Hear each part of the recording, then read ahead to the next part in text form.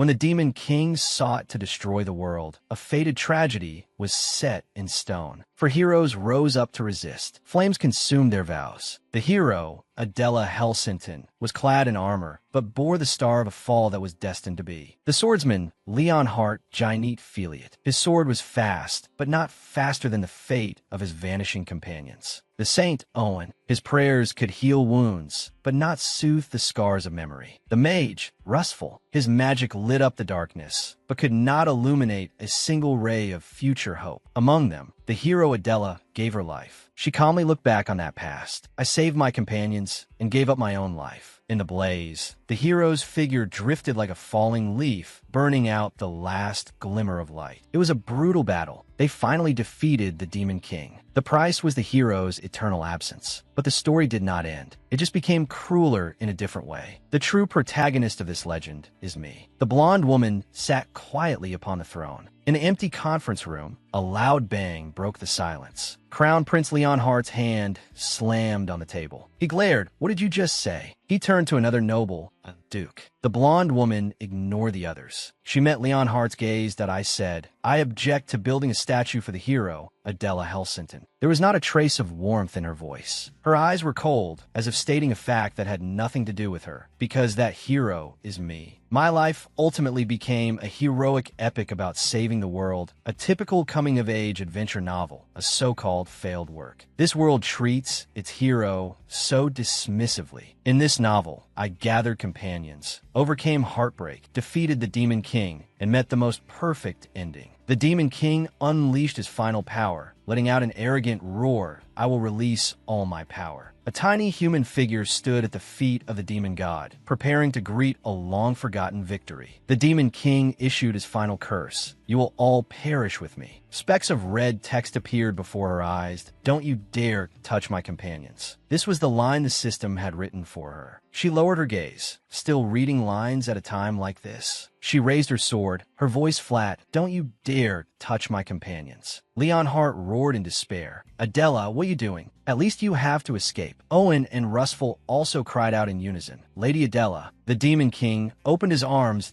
I will welcome you in hell. The cold command appeared again. Charge at the Demon King. There was no choice. She turned into a streak of light, rushing toward the center of destruction. Leonhardt let out a heart-wrenching C-R-Y-N-O. Adela, the light consumed everything. The world behind her fell into dead silence. Before I go back, I have to say one thing to that damn author. Being in the same world as you makes me sick. Let's never meet again. She fell into the void, carrying her final hatred for her fate. Leonhardt's mournful cry echoed through the heavens. Adela, the earth cracked. The hero had fallen. And just like that, I thought I could return to my original world. However, when I opened my eyes, an unfamiliar ceiling came into view. She was lying on a magnificent large bed. Everything was terribly wrong. She felt confused. Where is this? Her heart was empty. A small, soft hand was holding hers. She turned her head. A pink-haired girl was by the bed, her eyes full of worry. Your Grace the Duchess, you're awake. Should I call the butler? Adela looked at the strange girl. You are. The crimson text flashed again. A cage she thought she had long escaped. Coldly shake off the child's hand. Who allowed you into my bedroom? Her hand uncontrollably swatted away that tiny bit of warmth. The warmth was mercilessly pushed far away. A directive. She saw the line of text. Why can I still see this? The pink-haired. The girl recoiled in fear. Your Grace the Duchess, are you all right? Your face suddenly looks so pale. The girl shrank back, asking cautiously, are you sick again? The girl's voice was as soft as a mosquito's buzz. Strawberry rice cake. She tried to use her most precious thing to soothe a broken soul, but that soul could not respond. Adela covered her mouth.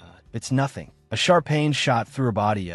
This unfamiliar body was already decayed and broken. What is this pain? Wasn't I supposed to shake off that hand? She gritted her teeth. Why did the punishment come so quickly? Do I have to obey all directives unconditionally? What on earth is going on? She repeated the directive. Who allowed you into my bedroom? Her voice was cold, as if it wasn't her own. The pink-haired girl cowered. That I was just worried about you. I'm sorry. The girl lowered her head. It's my fault. Another line of directive appeared. Annoyed, disappear at once. Adela spoke woodenly. Disappear at once. The girl answered obediently, yes. She turned and left, her small figure disappearing beyond the door, leaving behind an irreplaceable void. Adela was silent. She got out of bed, her bare feet touching the cold floor. What is this? This familiar romance, novel style. I clearly saved my companions and gave my life according to the ending. If that's the case, I should have returned to my original world. Could it be that the novel isn't over yet? Impossible. She rushed to the mirror. The reflection in it startled her. This wasn't Adela's body. When I fell into darkness with the Demon King, I clearly saw the two words, the end. And what was that directive just now? Can I still summon spirits? She held on to a sliver of hope. She held out her hand. Light gathered in her palm. Undine. A stream of water swirled, and a petite water spirit appeared. The spirit circled in the air, calling out cheerfully, "Adela, you're really still alive. This is great, Adela." Adela finally summoned me. Adela called the spirit's name, Undine. The spirit drew closer, staring at her face. Huh? The spirit's expression turned to confusion that you're not Adela. Adela closed her eyes wearily. It's been a while since I've heard such a racket. Undine's voice was full of suspicion and oh. But this magic is definitely Adela's. The spirit danced around her. Strange. So strange. Suspicious human. State your name. Adela sighed. Undine, it's really me, Adela. I seem to have been possessed. Undine was stunned. Possessed? You mean the art of soul transference? She suddenly grew weak, her body swaying. The spirit flew into a rage. Ha! You think I believe such nonsense? You despicable human. What did you do to our Adela? Adela closed her eyes, a hint of exhaustion in her voice. Didn't you once say that even if I swapped bodies with a beast, you'd still recognize me? I'm so disappointed. Undine, can you really not recognize me? At this point, she released a familiar and powerful magic. Light enveloped her, stinging Undine's eyes. The spirit felt the power, this magic. It's Adela's. Undine cried with Joy.it really is Adela. You're alive. She threw herself at her, nuzzling her cheek as if to make up for all the lost time. Adela held the small spirit, tears silently streaming down her face. Oh, be honest, I was always worried she'd be tricked somewhere. Undine, calm down. First, explain to me, what exactly happened after I perished with the Demon King? Undine looked bewildered.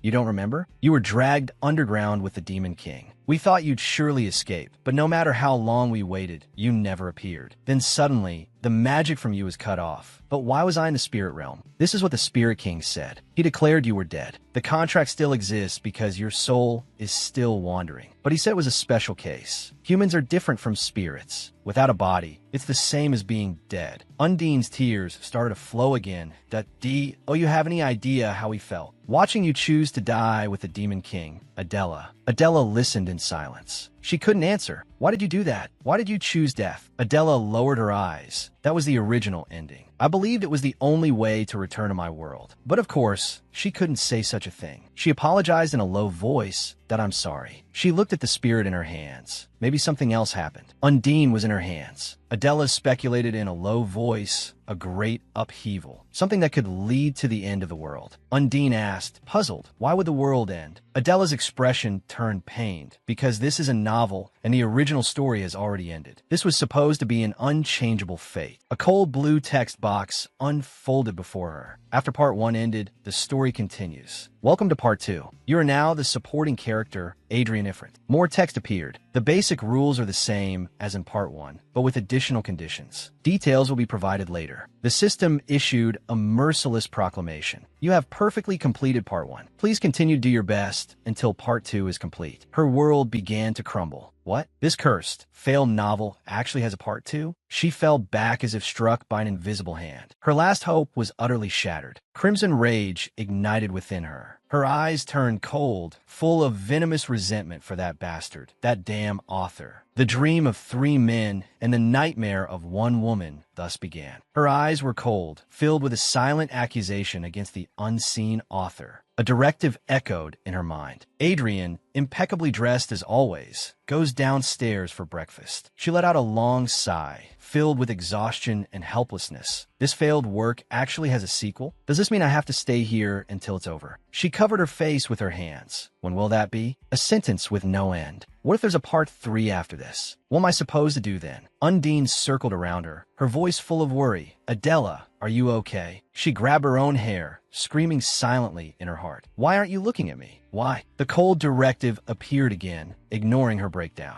Adrian, impeccably dressed as always, goes downstairs for breakfast. Adrian felt as if she were being controlled by invisible strings. She closed her eyes, tears streaming down, that I'm not going to pretend to be smart anymore. Just kill me. The directive turned into a red electric current, piercing her body, punishing her resistance. She let out a scream, her body convulsing violently. She fell to the ground, her body trembling uncontrollably. Undine circled her anxiously. Adela, are you okay? Adela. She curled up on the floor, fighting against the intense pain. That I'm used to this much pain, you rotten author. I won't dance to your tune. This time, I will not yield. This level of pain isn't enough, too. Her nose was bleeding. A trickle of blood ran down the corner of her mouth. The intense pain made her lose consciousness. Undine's scream echoed in the empty room. Adela. Her body fell heavily to the ground, silent. She lay on the ground, gasping in pain. Her body trembled uncontrollably. She barely propped herself up. This body was ridiculously weak. Thinking back to when she was a hero, even if she received punishment 2 or 3 times a day, she could endure it with willpower and recover quickly. What's worse, the pain I'm feeling now is more intense than when I was a hero. It feels like my heart is being torn apart. If I try to tough it out like in part 1, I'll really go into shock and die. A system notification box suddenly appeared. Special event. As a reward for your suffering in part 1, you will receive amazing benefits. First, you have become the most beautiful woman in the world. Second, you can still use your spirit and hero powers. Third, you have acquired a hidden ability. She roared, enough. I told you I don't need any of that. I just want to go back to how I was. She clutched her hair in agony. I just want to have an ordinary life again. Why is that so hard? The memories of that time were still clear, as if they happened only yesterday. Did you send such a big box again? I told you, I live alone. I can't eat this much. Really? But I'll eat it all. After all, you're the ones who raised me. A student from the countryside, barely getting by in the city on the money her parents sent. On that fateful day, without any warning, I was living my ordinary daily life, as usual. She was eating an apple. It tasted sweet. Her phone suddenly rang. Mom! The fork slipped from her hand and fell to the floor with a clatter. Then I opened my eyes and found myself inside a book in a noisy tavern. Everything had become strange and terrifying.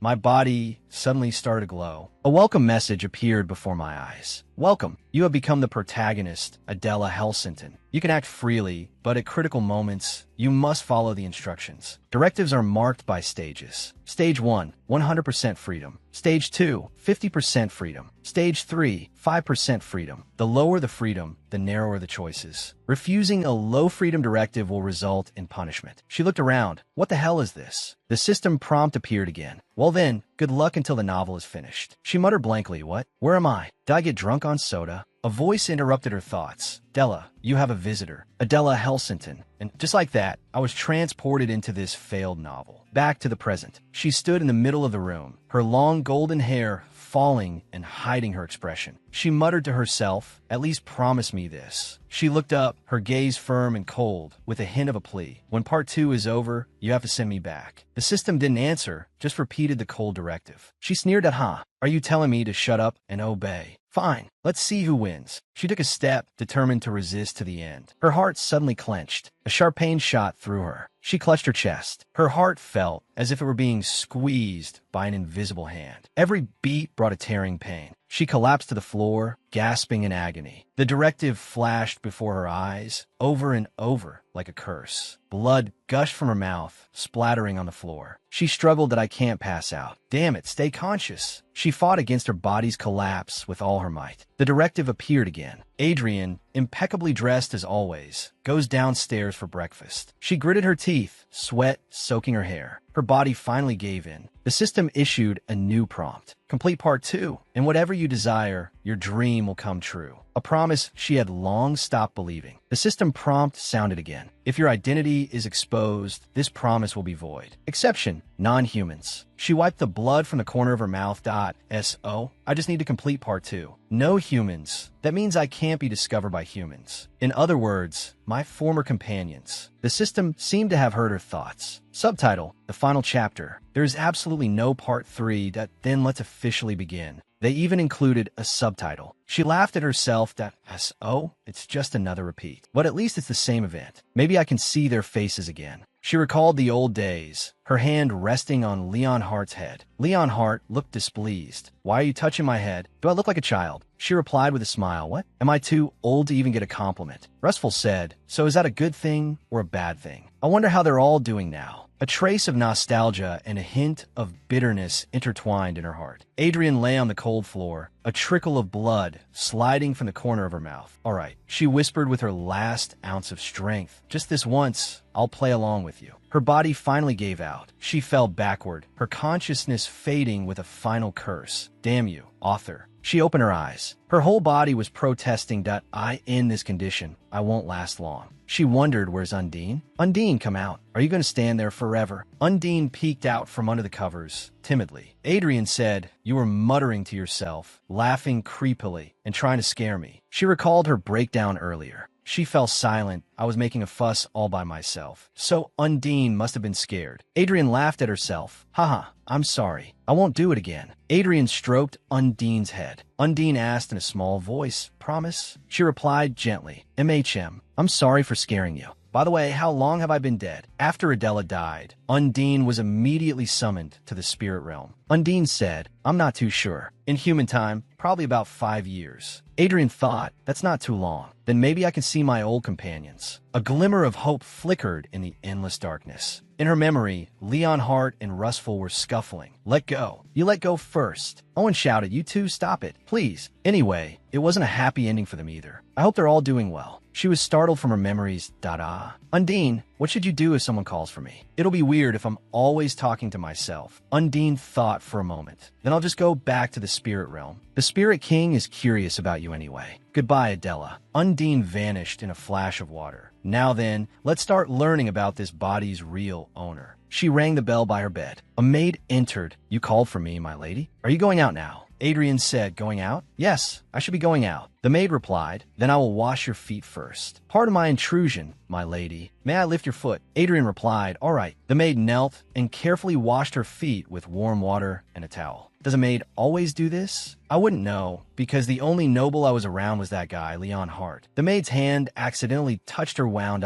She flinched in pain. The maid trembled with fear. "I'm sorry. I'm so sorry." A system directive appeared. "Slap the maid. From today, you're in charge of cleaning the laboratory." Adrian thought, slap her for such a small thing? Are you crazy? A level 2 directive has 50% freedom. I just need to follow about half of it. She looked at the terrified maid, her voice cold. "This cannot be overlooked. From today, you are in charge of cleaning the laboratory." The maid threw herself to the floor, kowtowing repeatedly. "My lady, please spare me. Please, don't make me go to the laboratory." What on earth happened here? Adrian thought. What kind of place is this laboratory? And what's with this reaction? The maid cried out, "My lady, please forgive me just this once." Adrian was silent, but it's hopeless. This body's owner has a terrible personality, but I can't reveal my identity. I have no choice. The system directive appeared again. Adrian takes the laboratory key from the small drawer by the bed and gives it to the maid. She said to the maid with a bitter smile, "If you can last for 2 weeks, I will forgive you." Why is it always a level 3 directive? There's no freedom at all. Adrian said, "If you can last for 15 days, I will forgive you." The maid took the key, trembling all over.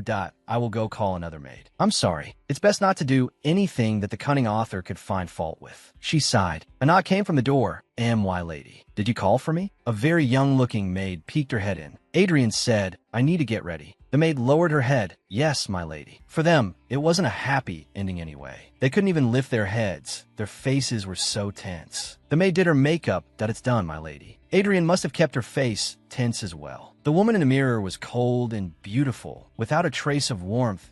"Am I going to a party today?" The maid replied, "Please let the butler brief you on the detailed schedule." "All right." The butler was pouring tea. She sat down at the table. "Butler, what's on the schedule for today?" The butler replied, "There's a noble council meeting around noon. The location is the royal palace." Adrian asked, "Is it a meeting I must attend?" "Damn you, author. How can you suddenly call me to a meeting? I'm not prepared at all." The butler added, "It is a meeting you do not have to attend." Adrian asked, "What meeting?" The butler explained, regarding what I mentioned before, building a golden statue of the hero, Adela Helsinton. She spat out her tea, puffed. The butler asked in alarm, "My lady, are you all right?" A system directive appeared. "Stand up and state your thoughts. Prepare to attend the meeting immediately." She shot to her feet. "What are you thinking?" "Prepare to attend the meeting immediately." The butler supported her. "You haven't attended a noble council meeting in a long time. A duchess suddenly attending a meeting after a long absence is bound to be the center of a storm. Is it because of the third prince?" Adrian asked who. Leon Hart, Gineet Feliot. The third prince is the one who proposed this agenda. The butler said, by the way, I will call for the carriage immediately after the meeting ends. Adrian replied, all right, let's do that. Adrian muttered under her breath, Leon Hart, what on earth are you thinking? A statue of me? In the grand hall of the palace. The meeting had already begun that I'm late. Adrian walked into the grand hall. All eyes focused on her. People whispered, Duchess Ifrint. Hasn't the Duchess stopped coming to the palace? I heard her health has been poor for the last 5 years. This is all about me. I've arrived in person. But what should I do now? A voice rang out.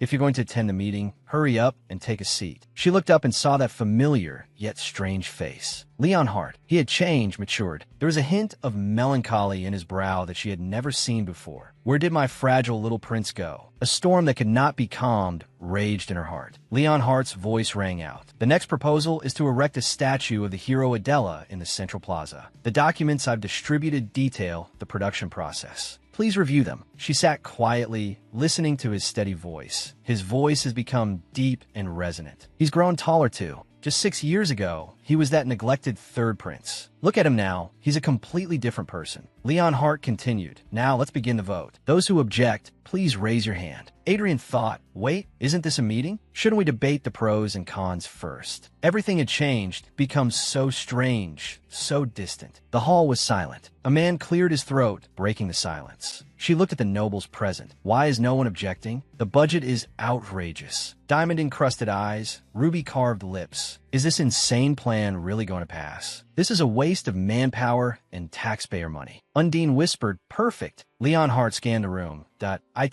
seems there are no objections. Then the proposal passes unanimously. Adrian stood up, her voice not loud, but carrying clearly through the hall, I object. Leon Hart turned his head to look at her. What did you just say? She repeated, I said, I object. I cannot support this proposal. Her gaze was firm, without a hint of retreat, as if declaring war on the entire world. Leon Hart looked at her. State your reasons. Adrian said, first, the cost is too high. It's hard to believe this is just for a statue. This is no ordinary statue. Exactly, completely, which makes it a very inefficient choice. Leon Hart's voice carried a hint of mocking laughter. That's the best reason you can come up with. Adrian continued, I also question the subject itself. The Central Plaza is bustling with people. A place like that is more suited for smaller, scattered sculptures that can inspire art or goodwill without taking up the entire space. Leon Hart interrupted her.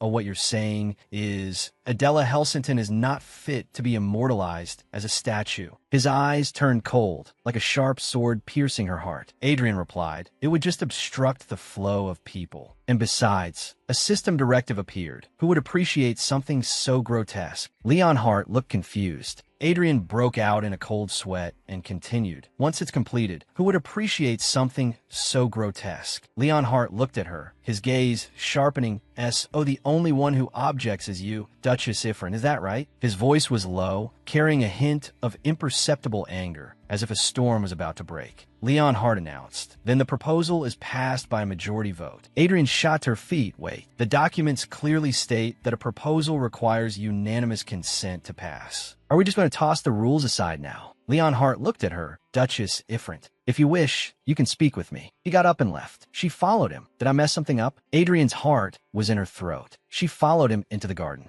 Leon Hart stopped and lit a cigarette, taking a deep drag. Then he slowly exhaled. Adrian watched him smoke. What if his asthma acts up again? As a child, Leon Hart had asthma, and his lungs were very weak. He would often cough uncontrollably. She would always ask with concern, Leon, are you okay? I've asked Undine and Sylph for help. You'll be better soon. Hang in there. He lowered his head and said softly, I'm sorry. She supported him. Leon, I don't want your apology. I want your thanks. He looked up at her. Thank you. She smiled. Don't mention it. They stood in the garden in silence, as if separated by an insurmountable chasm, unable to return to the past. Adrian thought, after all that trouble, I was worried about him, and here he is lighting a cigarette with his own hands. Adrian took a deep breath and said, Your Highness, please put out the cigarette. The smell is awful. Leon Hart looked at her. That's a strange thing to hear from a chain smoker like you. I heard that long-term smoking can cause asthma, so I quit. Leon Hart moved closer, blowing a puff of smoke in Adrian's face. He grabbed her hand. What are you doing? So what? If I get sick again, you'd probably be the happiest person. His words stabbed into her heart like a knife. Leon Hart coughed and threw away the cigarette. Leon Hart stamped out the cigarette, but it's surprising that the person who wished for me to have asthma would say something like that. Adrian covered her mouth and started coughing.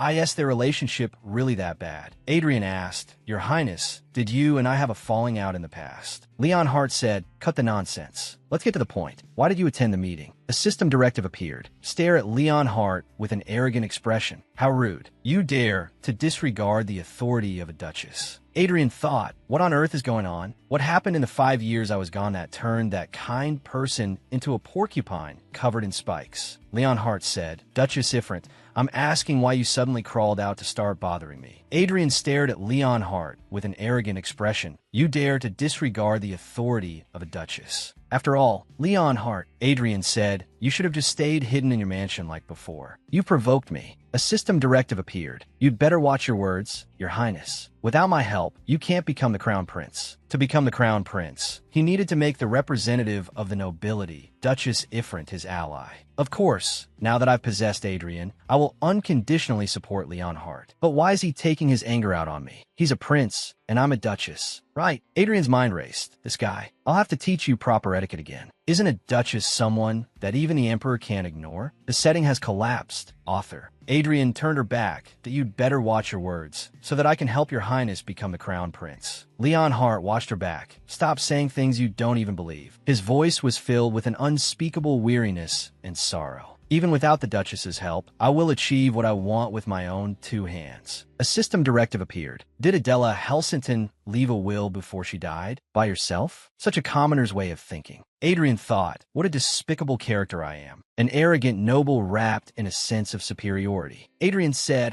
Did Adela Helsington leave a will before she died? By herself? Such a commoner's way of thinking. Adrian turned to leave. She sighed. He's really angry.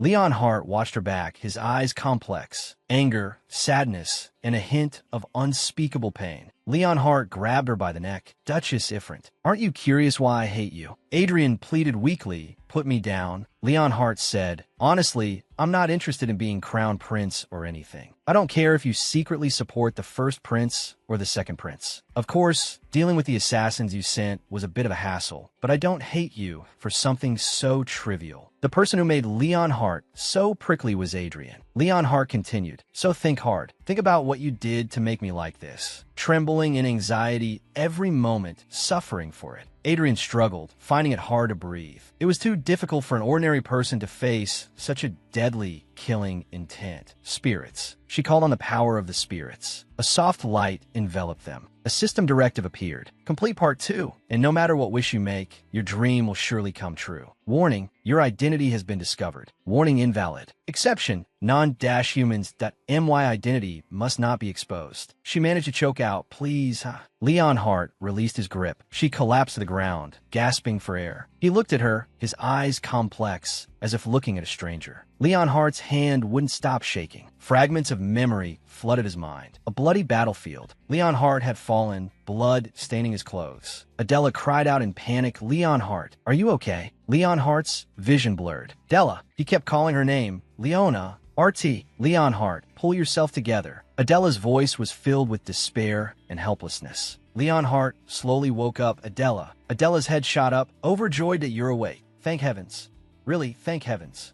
Leon Hart snapped out his memory. He looked at his empty hands and gently clenched his fist. For a moment, that memory spoke to Leon Hart. I let her go. Leon Hart glanced at Adrian. Damn it, who is that woman? Suddenly remembering that moment, Leon Hart turned and walked away. Just 6 years ago, Leon Hart was nothing but a novice. The clash of sword and claw. He struggled among the monsters, every swing draining his strength. A giant axe fell. He dodged clumsily, life hanging by a thread. He finally fell to his knees. There was no one weaker than him in the expedition team. A burden destined to be forgotten. Sweat and blood mixed together. He looked up, only struggle remaining in his eyes. A cold blade pierced his body. A helpless cry was swallowed by the din of the battlefield. Every day was a desperate, bitter struggle. The slaughter would only stop when he was at death's door. His body fell among his companions, unnoticed. With his last breath, his lips turned to nothing. The world plunged into darkness, sinking into an abyss. In such extreme circumstances, in the crucible of death, he was forged again and again. And so, Leonhardt grew at a speed no one could match. He returned from hell, having become the undisputed strongest in the Empire. With a sword in hand, he was the Empire's strongest, the man known as the Swordmaster. Those who once scorned him now hastily avoided his gaze as if fleeing a disaster. But the starting point of it all was a woman's name, Adela. In every near-death moment, it was she who pulled him back from the abyss. That light was his only salvation. Leonhardt looked down at his empty hands. When I struggled, it was always she who held my hand. He raised his eyes to the Adrian before him. She was kneeling at his feet, her posture humble and pained. How could I have mistaken this woman for Adela? Adrian, that hand in a blue glove rested on the green grass. A hand that had never held a sword. A face that had never known hardship. Leonhardt slowly stood up, his back to her, as if rejecting a ridiculous dream. Adrian sat where she was. How absurd. Leonhardt walked away alone, his red cape separating two worlds. He lit a cigarette, the smoke blurring his face. How could I have mistaken her for Adela? That memory churned in his eyes, lingering like smoke. I must be crazy to miss her this much. Adrian's voice echoed from the past. Your Highness, please face reality. The throne is but a fantasy for you. Marrying into the ducal family is the wise choice. In the empty bedchamber, Adrian sat alone by the bed, quietly watching Leonhardt on the bed. Those words were a shackle he could not escape. I will take care of it, Your Highness. You just need to remain silent. This is your only way out. The door closed gently. In the empty room, only Leonhardt was left on the bed. He lay on the bed. Just as Lady Ifrit said, is marrying into her family really a better fate? A tear slid from the corner of his eye. He clutched the sheets beneath him. His voice was unheard in this palace. A loveless marriage might be my only hope. Inside the magnificent hall, candlelight flickered. A maid asked Adrian in a low voice, has the third prince given his answer? Adrian, her back to the maid, spoke in a cold and certain tone. When his most trusted friend betrays him, when his last supporter leaves him, the third prince will have nowhere to go but to my family. She turned her head, a calculating smile on her lips. He will have no choice but to crawl before me. The maid's voice came from behind her. Are you really sure about the third prince, my lady? Adrian didn't turn back. Have you forgotten my reason for choosing the third prince? It's because of his asthma. Outside the door, a figure stood quietly. Leonhardt. He heard that cold voice that it's because of his asthma. The maid's words followed. You chose him without hesitation because he will die soon. Adrian sneered. Good, you remember. Outside the door, Leonhardt's fists clenched silently. Those words were a pre-written death sentence. That woman had ruined his entire childhood. She manipulated everyone, pushing him into countless torments, countless humiliations. He was just a sacrificial offering for all to see. His only allies were destroyed by that woman's own hands. His life was nothing more than a pawn on her chessboard. To her, he was just a tool to continue the family bloodline, a soulless necessity. The mere sound of her voice was nauseating. He would rather rush to the battlefield to fight the Demon King, rush to a death from which there was no return, than endure it for another moment. A voice echoed in his memory. Leonhardt's voice, I would rather die than marry the Duchess's daughter. He looked up at the sky, despair like an endless rain. Adrian looked at Leonhardt, a hint of concern in her tone that I heard that long-term smoking can cause asthma. Leonhardt stood silently in the garden. He violently crushed the cigarette between his fingers. The ember died. Maybe I should just end it all like this. No, not yet. Just as he made up his mind, Adrian, beside him, suddenly collapsed. Her body slammed heavily against the cold fence. That facade of composure shattered in an instant. The butler, holding a candlestick, blocked the small figure at the door. Young miss, you've come again today. Please return to your room now. You must sleep early to grow tall. Piacere lowered her head, her voice as soft as a mosquito's buzz, but I want to see the Duchess. The butler explained gently, the Duchess is thinking of you too, young Mississippi. But as I told you, she is ill and cannot see anyone. Piacere pleaded, please, just for a moment. The butler shook his head. You know you cannot enter the Duchess's room without permission. Just a few days ago, you were scolded for this very reason. Piacere was at a loss for words, only able to repeat, but. Adrian lay in bed, letting out a faint sigh. Her forehead was damp, her face pale. Her fragile body was on the verge of breaking. Piacir's voice rang out again, with the courage of a final gamble that I want to see her. It's okay if I get scolded. The butler looked at her and finally softened. All right, young miss, you must come out after just one look. The heavy door let out a heavy creak and slowly opened. Piacir walked to the bedside, her small figure looking even more lonely before the huge sickbed. She smiled shyly. This is nice. Duchess, if Piacir blows on you, the pain will go away. She leaned forward and blew gently. Adrian looked at her. This child is actually quite cute. Piacir chanted a child spell. Pain, pain, go away. A gentle light shone, enveloping a cold heart. Sunlight streamed into the duchy. A long night had passed. A basin of clear water reflected the morning light. Adrian slowly sat up, touching her forehead. The heaviness of yesterday was completely gone. Yesterday I was sick enough to die, but my body feels as light as a lie. That warm light. Did Piacir heal me? She opened her eyes. An incredible thought emerged. Piacir's true identity is the saintess, a child blessed by God. Her very existence is a miracle that this isn't an adventure fantasy drama, but a child care story. The fate she had so carefully planned was completely rewritten by a child's innocence. Do you think making a baby the protagonist will be a hit? Piacir clung tightly to that small figure. What did I do wrong? How many years are you going to trap me here? A vision of the future flashed by. An elderly Adrian in a wheelchair and a grown-up Piacir. 15 years? 20 years. I'm going crazy. I can't do it. A system prompt appeared. Congratulations on discovering the genre of Part 2. A characteristic of childcare stories is that you wake up and several years have passed. Don't forget, as long as you work hard, time can be shortened. Adrian pondered. Come to think of it, the childcare stories I've read were like this too. But the gears of fate would not turn smoothly because of this. Even if it doesn't take decades, not all problems can be solved. Although the protagonist is young, her power is too great. But divine power is not omnipotent. It can only heal external wounds, not eradicate diseases. But Piacir healed me. A child's kindness had become the heaviest secret. Once this fact becomes known, countless greedy eyes will focus on Piacir. She will become a tool. She lowered her head, a silent sigh escaping her lips. The bedroom door was suddenly pushed open. The butler walked quickly to his master. He looked at her with concern. Her fever seemed to have subsided. Is there anywhere else you feel unwell? Adrian shook her head. That I'm fine. The maid also chimed in. Your complexion is indeed much better. The butler remained worried. Albert, the doctor said it would take a week to recover. To recover so quickly, it must have been a misdiagnosis. The butler bowed to apologize. That I'm sorry. I will dismiss Dr. Albert immediately. Adrian interrupted him.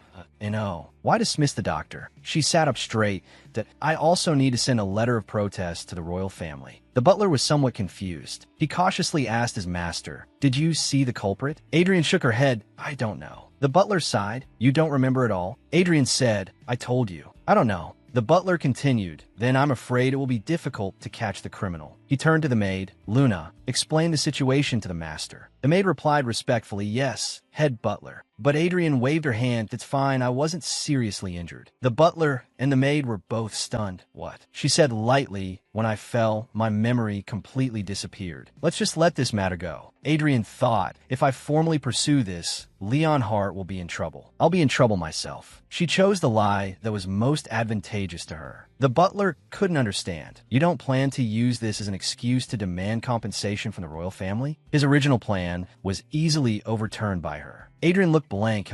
The butler imagined the reaction she would have originally had. Accuse someone she dislikes of inciting the nobles. That would be more like that scheming villainess. He looked at the Adrian before him. What kind of person are you really? Adrian replied faintly, I'm saving it for later, for a greater gain. Sometimes patience is necessary. The butler bowed deeply, as expected. Then I will completely silence the witnesses. I will ensure this matter is not leaked. An old man's world was thus overturned by Adrian. Adrian looked at the maid. Luna, if there's anything you want, tell the butler. Luna was a bit overwhelmed by the favor. Really? I just did what I was supposed to do. Adrian's gaze sharpened. How dare you disregard the reward I'm giving you? Her tone allowed no argument, carrying an innate authority. Luna quickly bowed, and of course not. I will think about it carefully and then tell you. Thank you very much. Adrian ordered. I've worked up a sweat. Prepare a bath. She watched Luna's departing figure, lost in thought.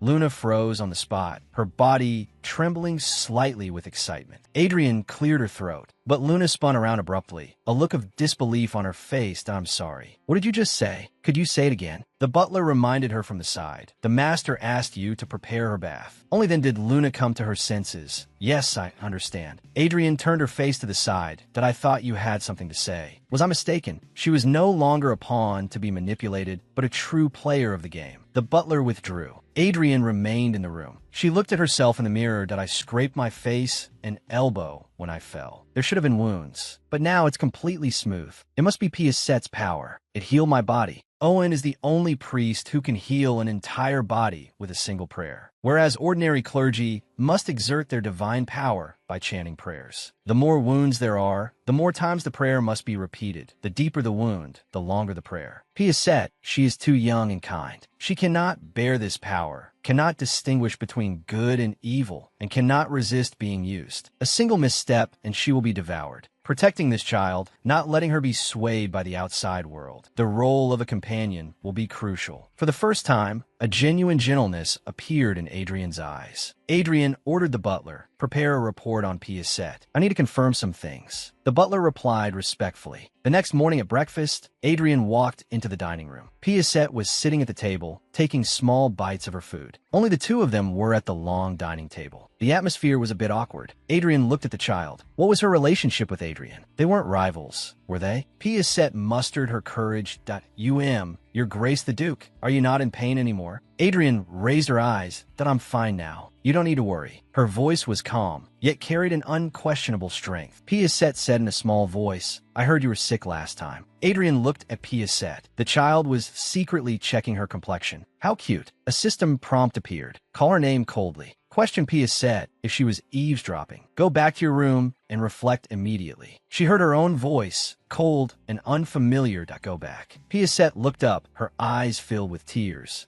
Adrian froze. Here, the girl's cheeks were stuffed full, like an innocent hamster. Adrian screamed silently in her heart. You lunatic. A child has to eat. That formless voice was a fate she could not resist. Adrian sat upright in her chair, her expression indifferent. I'm sorry, Piasette, but the instinct for survival is paramount. If I don't live to see the end, it's all over. It's better to be safe. She spoke, her voice cold. Piasette, eavesdropping is nothing to be proud of. Go back to your room and reflect. Piasette's eyes instantly turned red. I'm sorry, Your Grace. She lowered her head, her voice choked with sobs. Piasette will never, ever do it again. Adrian's gaze turned sharp, like a cold blade stabbing toward the small figure. Piasette trembled all over, fear spreading in her eyes. She slid down from her chair and silently turned to leave. Her small back was filled with grievance and sorrow. Adrian looked at her. Piasette, where are you going? Piasette's voice trembled. The tea on my room. Adrian's voice sounded again. Who told you to go now? Finish your meal slowly, take a walk in the garden, and come back at bedtime. Piasette was stunned. The servants also looked at each other, whispering among themselves. Adrian looked at them. You wouldn't be so heartless as to refuse even this, would you? She chose the only shred of gentleness in the script, giving the middle finger to that voice in her heart. What a detestable author. She said to Piasette, sit down. Eat while it's hot. Piasette quickly sat back in her chair, yes. She looked at the food on her plate, tears glistening in her eyes, and carefully picked up her knife and fork. Adrian watched her, but her mind was on something else. It was a much grander plan, a plan that could change everyone's destiny. Adrian leaned back in her chair. I'm full. The dining room was unusually quiet. It wasn't just that maid who acted strangely. Everyone in this mansion seemed to fear Adrian. She wasn't close to Piasette either. Adrian wondered, has she ever genuinely smiled? In such a cold environment, what joy could her life have? A knock sounded at the door. The butler's voice came through. Master, Miss Piasette's report is complete. Adrian sat up straight. Come in. The butler, holding a tray, handed her the report. Adrian opened the file, a flash of surprise in her eyes. The family's ward, Piasette, has been officially registered as the family's ward. The guardian is Adrian. Adrian looked at the report. She actually decided to sponsor someone. It's not like her, and it was 5 months ago. What made her change her mind? She looked at the words on the document. She's 5 years old. Her birthday is coming up soon. 5 nobles had previously sponsored her on a regular basis. Many families hoped to adopt Piaset, but the orphanage director refused them all. It wasn't until she was 3 that an adoption permit was approved. Marquis Moulton adopted her. It was a family with a good reputation, with only one 7-year-old daughter. The adoption record was only 3 lines long. Everything after that was completely erased. The records only resumed when she was 4. Adrian put down the report. "Is this all?" She looked at the butler. "What about the records from age 3 to 4? The butler replied, "She was adopted during that time, so there are no records." Adrian frowned. "This is all the information? She is not an ordinary child. She is the legally recognized ward of this family." The butler explained that we sent agents to contact the household staff, but we failed every time. They seemed to possess unshakable loyalty. Adrian's gaze turned cold. She placed the report on the table. "Butler, I'm not interested in excuses right now." The butler immediately bowed his head.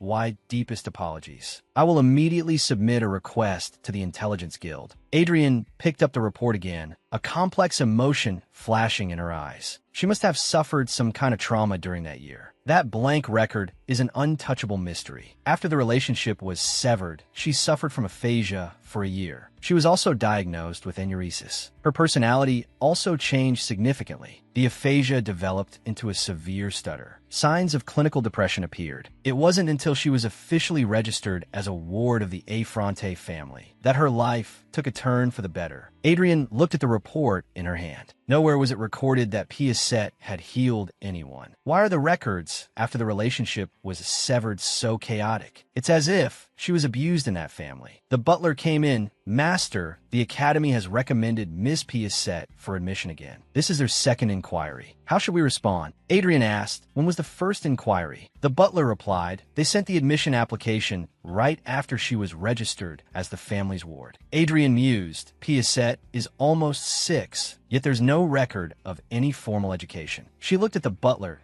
"Oh, you remember why her admission was postponed at the time?" The butler replied, "You did not give a specific reason. Can a 5-year-old go to school?" Adrian asked. The butler explained, "Applications are now accepted from age 5. When you attended, the minimum age was 17. It has been lowered significantly now." So Adrian was also a student at the academy. Adrian asked, "What is the academy like now? Is it any different from when I was there?" The butler replied, "Its prestige has greatly increased. Now, almost all noble heirs living in the capital will enroll. It's an excellent opportunity to build connections from a young age and establish ties with the royal family. Most of the factions supporting the crown prince are divided based on acquaintances from the academy, except for the third prince, who dropped out." Adrian asked, "Was I on good terms with the third prince?" The butler replied, "You were very interested in him. You wanted to know his every move." A fragment of memory flashed by. A young Adrian holding a telescope, hiding behind a window, and monitoring a boy. The boy seemed to sense something and hugged his arms uneasily. Adrian was stunned.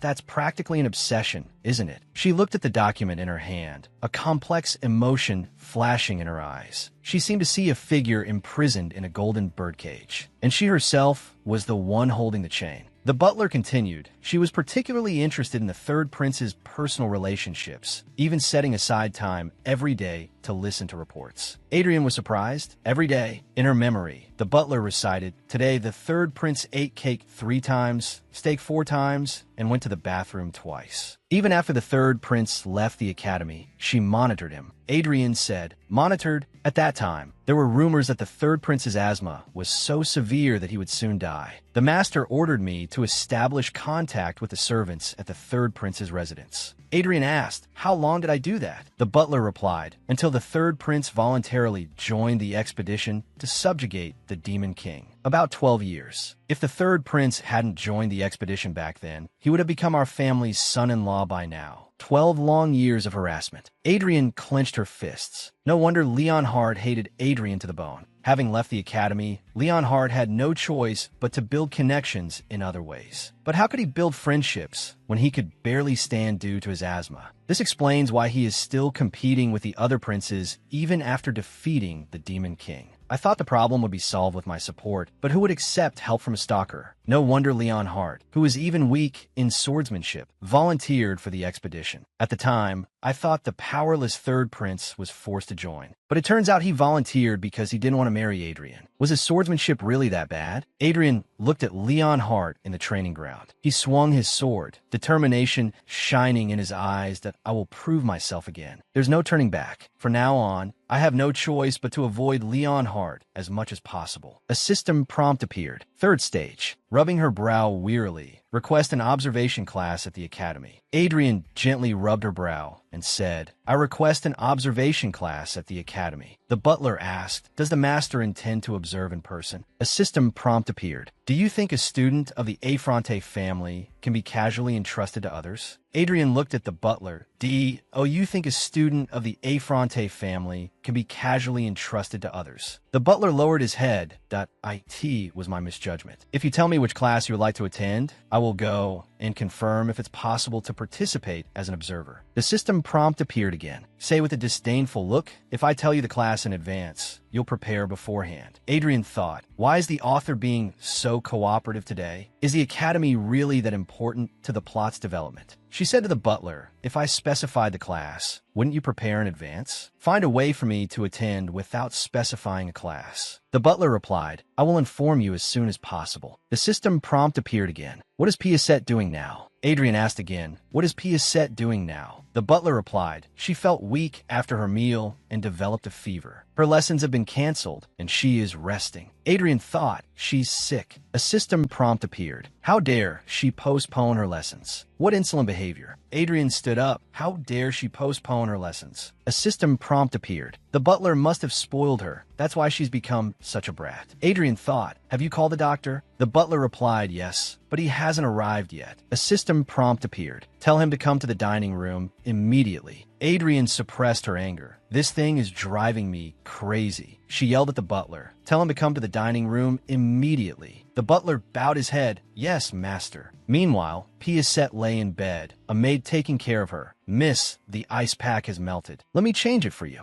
Piasette trembled, cold, so cold. The maid comforted her. It's because of the high fever. I'll take it off in a little while. Please bear with it a bit longer. Piasette mumbled, yes, Piasette can do it. The maid looked at her. The young miss is truly admirable. The maid said softly, Miss, I'll bring you some soup. Please wait a moment. She closed the door, leaving Piasette alone in the dim room. Memories flooded back like a tide. When she was even younger than now, Piasette was the cutest child in the orphanage. She rarely cried and was always smiling. So, nobles interested in adoption would always take an interest in Piasette first. There were even nobles who sponsored Piasette. The orphanage director was reluctant to let her go. Finally, at the age of 3, Piasette was adopted by a couple. They were the orphanage's biggest donors. What a beautiful child. Like a doll. Be a lovely little sister to our daughter. Take good care of her, Piasette. Piasette hugged her teddy bear, smiling innocently. But a year later, the Marquis and his wife rejected Piasette. The reason was that Piasette had scratched their daughter's forehead. After returning to the orphanage, Piasette couldn't speak properly. It took a year before she started to say a few words, but they were still mumbled. That was when Adrian came to the orphanage. Her face was pale. Piasette hid behind a tree, secretly watching her. She looks so sad, maybe because she's not smiling. I really want to see her smile. Hey you. Piasette jumped in surprise. Adrian asked, do you want to come with me? The orphanage director said, Duchess, that child. Piasette stammered, I don't speak clearly. I don't know how to read either. The director added, Duchess, there are other children. You better look inside. Adrian interrupted him.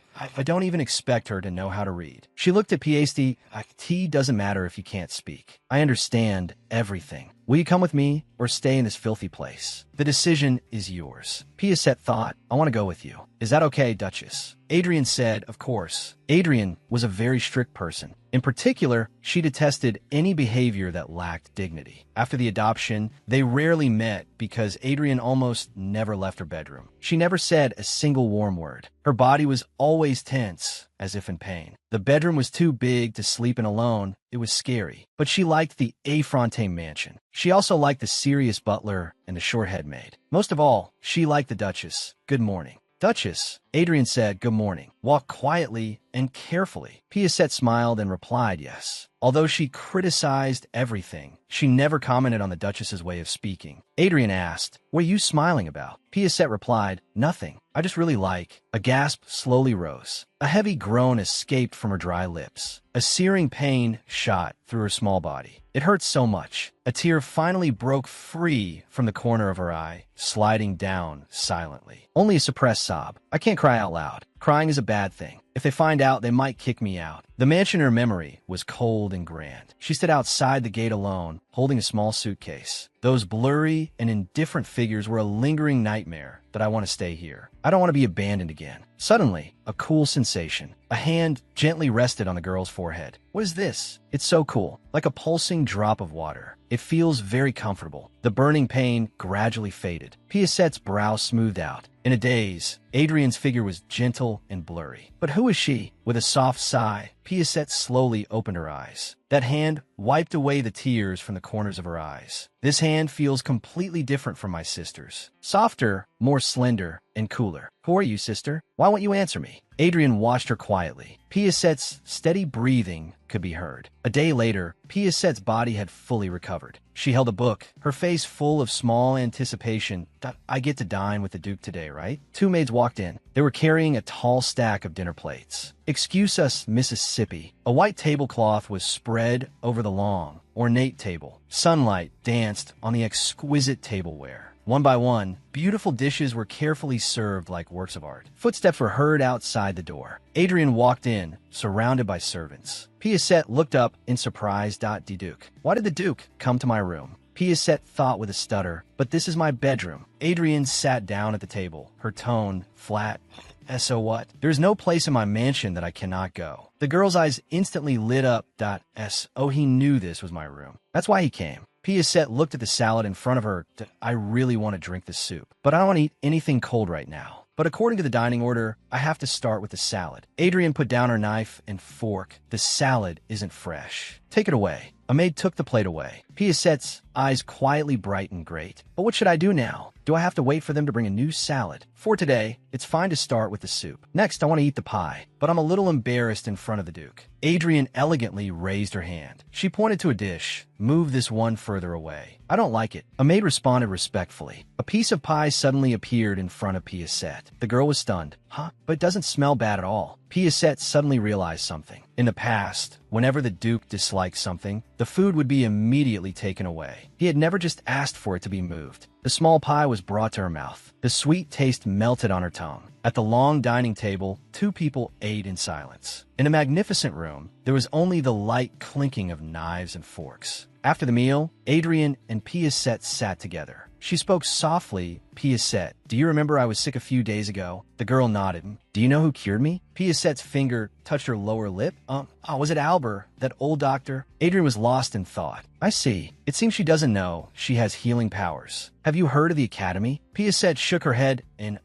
it's a place where you study with friends. You can meet many people your age. A glimmer of longing flashed in the girl's eyes. Adrian asked gently, do you want to go? Piasette fell silent. The light in her face dimmed. You don't want to go? Adrian pressed on that's not it. Piasette shook her head hastily. She clutched her skirt, her voice trembling. If I go there, does that mean I can't come back? Adrian was slightly taken aback. What a strange question. She looked at the girl reassuringly. The place you live is the Affronte estate, not the academy. Of course you'll come back. The gloom was swept away. Light rekindled in Piasette's eyes. Then I want to go. I want to try. Adrian smiled. Good. A maid came forward, holding a gift box. Miss Piasette, please accept this. It's a gift to celebrate your recovery. The box was full of cookies. Cookies.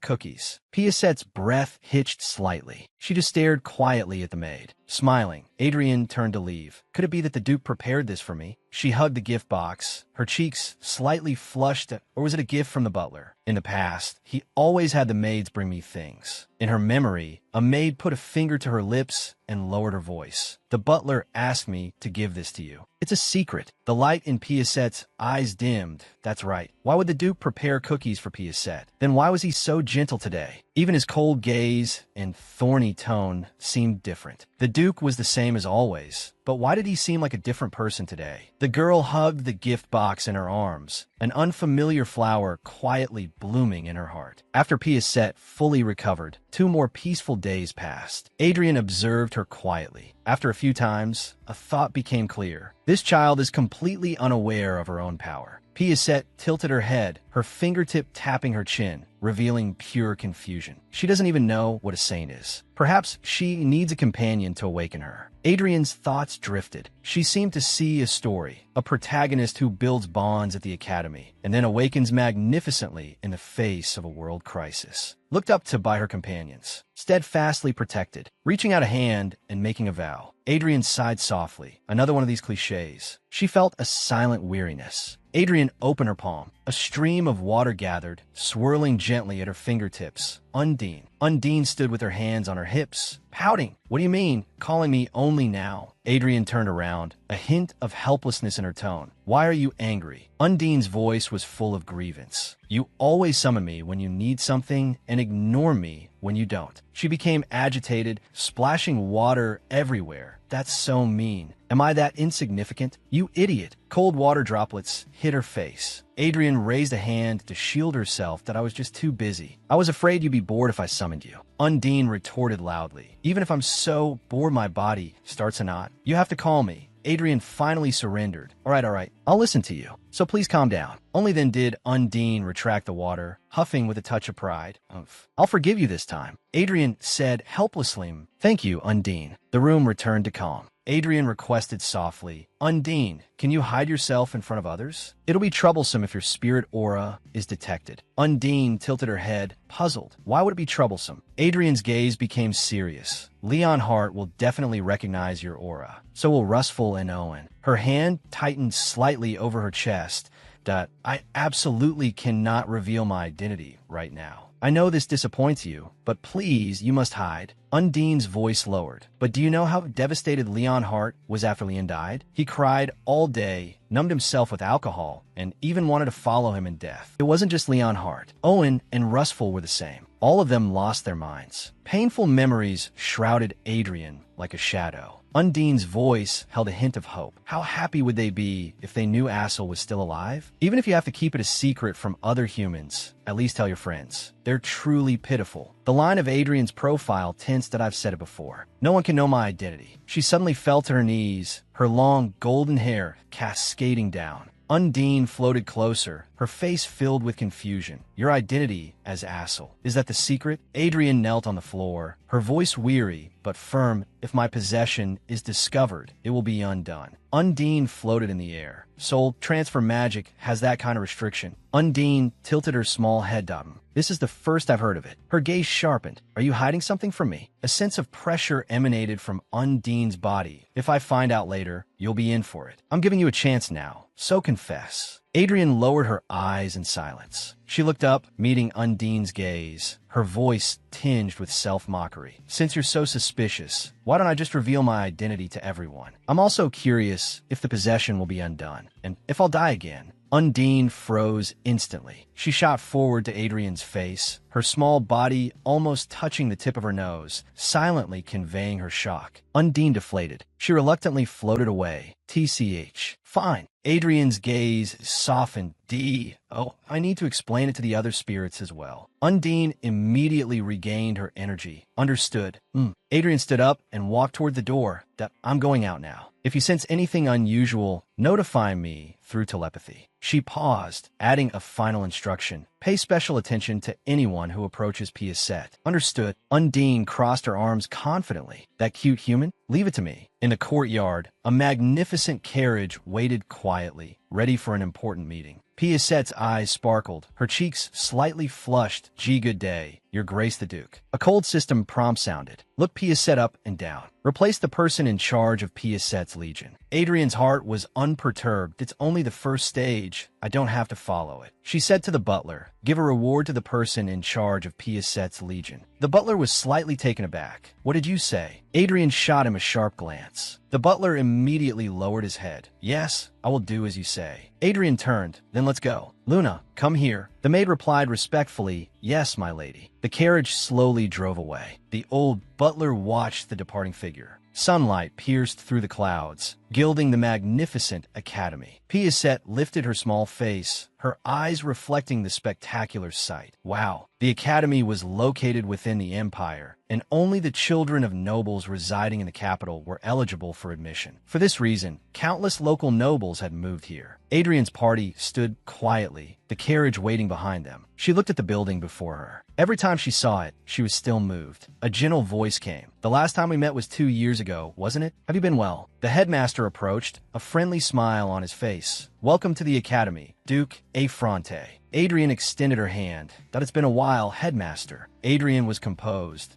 "You probably thought I would be flustered, but I've already gathered all the information. This old man's name is Oswald Franklin, an expert-level mage and the headmaster of this academy." The headmaster smiled sincerely. "I heard you made an important decision for the academy. On behalf of the academy, I thank you." This frankness made her momentarily think of Rustful. A familiar warmth brushed past her heart. Adrian adjusted her thoughts. "That I heard about it from my butler, but I'm still not sure if this is the right choice." The headmaster continued gently. "As you know, our academy has the best faculty and top-tier facilities. We only cultivate a few elites." The headmaster continued. "If you donate, you will not regret it." Adrian's gaze went past him. "Of course. That's not what I'm curious about." She raised an unexpected question. "Will the magic arena maintain the same architectural style as the main building?" Her pride as an apprentice architect would not allow for any ambiguity on this point. The headmaster was taken aback for a moment. Naturally, Adrian gave a satisfied smile. "Very good. I will make the donation." The headmaster was overjoyed. "Oh, your grace, you are truly generous." Adrian turned to her side. "This is Piasette Affronte, the child I sponsor." She placed her hand gently on Piasette's shoulder. The headmaster's eyes lit up. "What a lovely young lady. I have never seen someone who suits a pink dress and hairstyle so well." Adrian thought, "Such a flatterer, but I'm in a good mood. It seems our tastes are somewhat similar." Piasette's voice trembled slightly.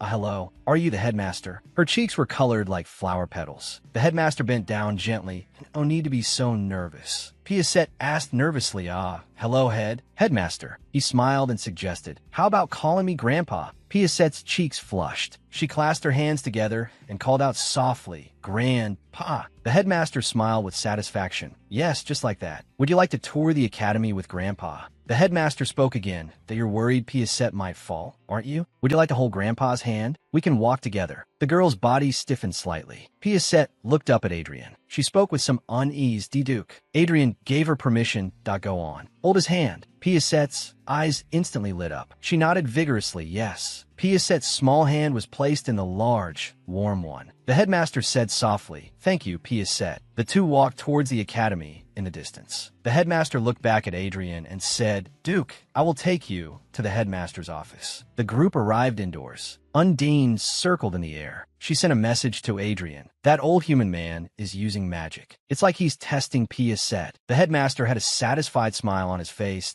"It feels so nice holding Piasette's hand." The girl looked up. Me too. I like it." A soft glow emanated from their joined hands, warm and harmless. Undine spoke again, that he doesn't seem to have any intention of attacking. Adrian's gaze was calm, that he's checking if she has magic. Since Piasette doesn't have magic anyway, there's no need to stop him. The scene shifted to the headmaster's office. The headmaster began to introduce Piasette. "You saw just now, right? The first floor has the dining hall and various amenities. The second to fourth floors are classrooms." Adrian and the headmaster sat opposite each other, with steaming hot tea on the table. Piasette answered softly from the side, "Why, yes." The headmaster said gently, "This is Grandpa's room. You can come over whenever you miss Grandpa." Piasette's eyes sparkled. "Really? Can I come again?" Adrian held her teacup. The headmaster replied without hesitation, "Of course you can. Grandpa would rather you come every day." "What do you think, Piasette?" Piasette's cheeks flushed. She glanced quietly at Adrian. I. The headmaster saw her hesitation. "Just do what Piasette wants to do. The Duke has instructed me to fulfill all your wishes." The girl's eyes were filled with starlight, as if she couldn't believe her ears. Is that really true? Adrian watched him quietly. He's completely won over the child's heart. The headmaster rested his chin on his clasped hands, a confident smile on his face. Adrian's thoughts flowed. Is he trying to win me over through this child? Adrian's thoughts turned. From the moment Piaget enrolls, this academy will have the backing and surveillance of the Affronte family. She had once thought it was strange for an expert-level mage to be a headmaster. But now, he seemed impressively shrewd. Adrian put down her teacup, her movements elegant and calm. His speech is smooth, not like a typical blunt mage. She looked at the kind old man before her and came to a conclusion. I can entrust Piaget to him. An invisible command appeared in her mind. Second stage, arrogantly say, I can decide the curriculum, right? Adrian lifted her eyelids. I can decide the curriculum, can I? When is the theology class? The headmaster replied, today's theology class is in the afternoon. He turned to the girl. Piaget, are you interested in theology? Piaget sat in the large chair, looking particularly small. She tilted her head, her face full of confusion. What is theology? She answered in a small voice. Why, yes. Adrian's gaze softened. The word theology too difficult for Piaget. Adrian made a decision. Then we'll go to the theology class this afternoon. For now, let's go to... An invisible voice sounded again. Third stage, go to the magic class. Adrian's tone changed. Let's go to the magic class. She closed her eyes, suppressing the displeasure in her heart. The headmaster added with a smile. Speaking of which, the basic magic class has suddenly become very popular recently. Even students without magic power attended. Adrian was thoughtful. Has a professor who is good at teaching arrived? That's rare among mages. Usually, mages are not good at teaching. In her memory, that impatient face surfaced. At least, the mage she knew was like that. Adrian looked at the headmaster. The professor very good at teaching. The headmaster's smile grew warmer, more than a skill. The headmaster continued. A new professor has recently arrived. He is a master. Your Grace, you will surely recognize his name when you hear it. Adrian's brow twitched slightly. That famous? The headmaster smiled confidently. Of course. He is a master, after all. However, this professor, his identity is one of the 3 heroes who defeated the Demon King with Adela Helsington. Adrian's pupils contracted sharply. Could it be Rustful? The ranks of mages are divided by proficiency. Mage, Archmage, Expert, and then Master. At the end of the ladder is the living legend, the title of Grand Sage. Rustful Orwell. He is a master-level existence. Fire is his language, bearing the mark of a genius. At only 15 years old, his attack magic was rated as legendary. After mastering destruction magic to its peak with the defeat of the Demon King, he chose a long period of silence. After 5 years of silence, he resumed his activities, starting with the Grand Plaza construction project. From then on, he focused on applied magic, especially in the field of architecture. Half of his inventions have been commercialized. Master Rustful holds 117 patents. His most famous invention is the sprinkler. The headmaster smiled with satisfaction. The Duke knows him too. Master Rustful is teaching the basic magic class. Adrian's expression froze. Wait. The Mad Dog Rustful is teaching children. A hint of suppression flashed in Adrian's eyes. I heard his personality is not suited for being a professor. This is truly unexpected. The headmaster laughed helplessly. Haha. Although he's a genius, Professor Rustful is indeed not good at teaching. His expression darkened. To be honest, it was more like I dragged him here by force. Fragments of memory surfaced. This is all my fault. It's all because of me. Rustful, do you intend to just throw your life away like this? The headmaster roared at the hunched figure. Get a grip. The living must go on living. He shook the body forcefully. How long are you going to waste your life in a place like this? Everyone is worried about you. The man on the floor weakly opened his eyes. What's that got to do with you? The headmaster was stunned. What? Rustful's eyes were empty. He repeated over and over. I said, what's that got to do with you? The headmaster was lost in memory, endless exhaustion on his face. Adrian listened quietly, without a word. That arrogant and self-centered bastard. The man who would laugh and tease his companions. I just couldn't leave him alone, could I? The group stood at the door. The headmaster's gaze fell into the room. He spoke softly. Chase, where has Professor Rustful gone? Chase turned, looking somewhat troubled. The professor hasn't arrived yet. An invisible pressure emanated from the headmaster. What did you just say? Say it again. The headmaster quickly forced a smile, trying to ease the atmosphere. Is he still in the laboratory? He tends to lose track of time when he's researching. Adrian just watched him quietly. The headmaster cleared his throat. I'll go to the laboratory myself. Don't you all make a fuss. Wait here. Adrian's gaze drifted into the distance, a hint of contemplation in her blue eyes.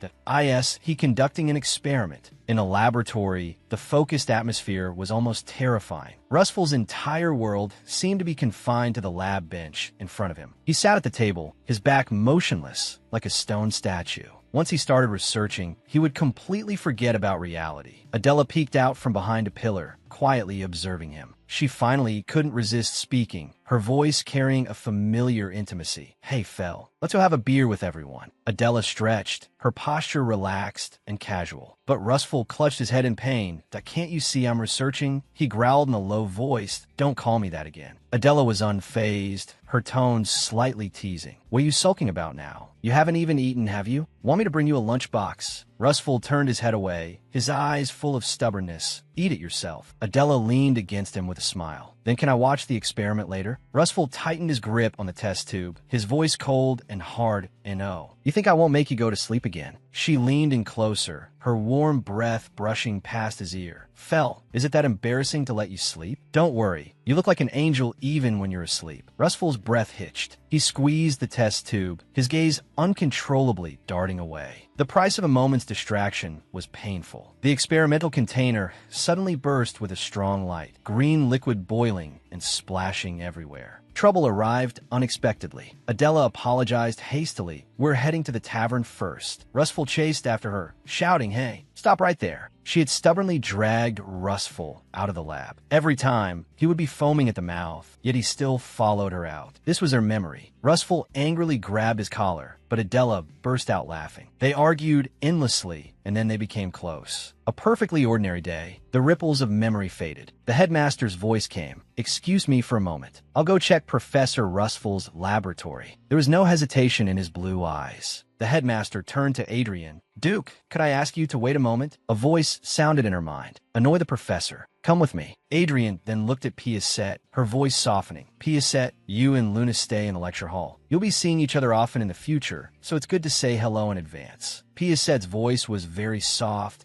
with a hint of imperceptible anticipation. "Duke, can I go with you?" Adrian lowered his gaze. Piaseur's small hand was gently tugging at the corner of his clothes. The touch was soft yet persistent. Adrian asked softly, "Are you afraid of those children?" Piaseur's cheeks flushed. He hastily shook his head. No, that's not it. I'm just not very good at talking." A voice echoed in his mind, cold and emotionless. "The name Ifrint is wasted on you." Adrian's voice became distant. "What's your name?" Piaseur lowered his head, his voice as soft as a mosquito's buzz. "Pi Piaseur." There wasn't a trace of warmth in Adrian's eyes. That all." Piaseur abruptly looked up, his eyes filled with panic. Piaseur hurriedly raised his head. No, I'm Pi Piaseur." The voice of Ifrint sounded again, speaking in a sarcastic tone. "You knew, and yet you still did that." Adrian's eyes softened. "Yes, you are Piaseur Ifrint. Do you know what that means?" Piaseur lowered his eyelids, a blush rising on his cheeks. "I'm sorry. I'm not very sure." Adrian's hand gently rested on the top of Piaseur's head. "T means that no one here dares to look down on you." His voice was gentle yet firm. You understand now." Piaseur quietly felt it. A single tear silently slid from the corner of his eye. Adrian watched him with a smile in his eyes.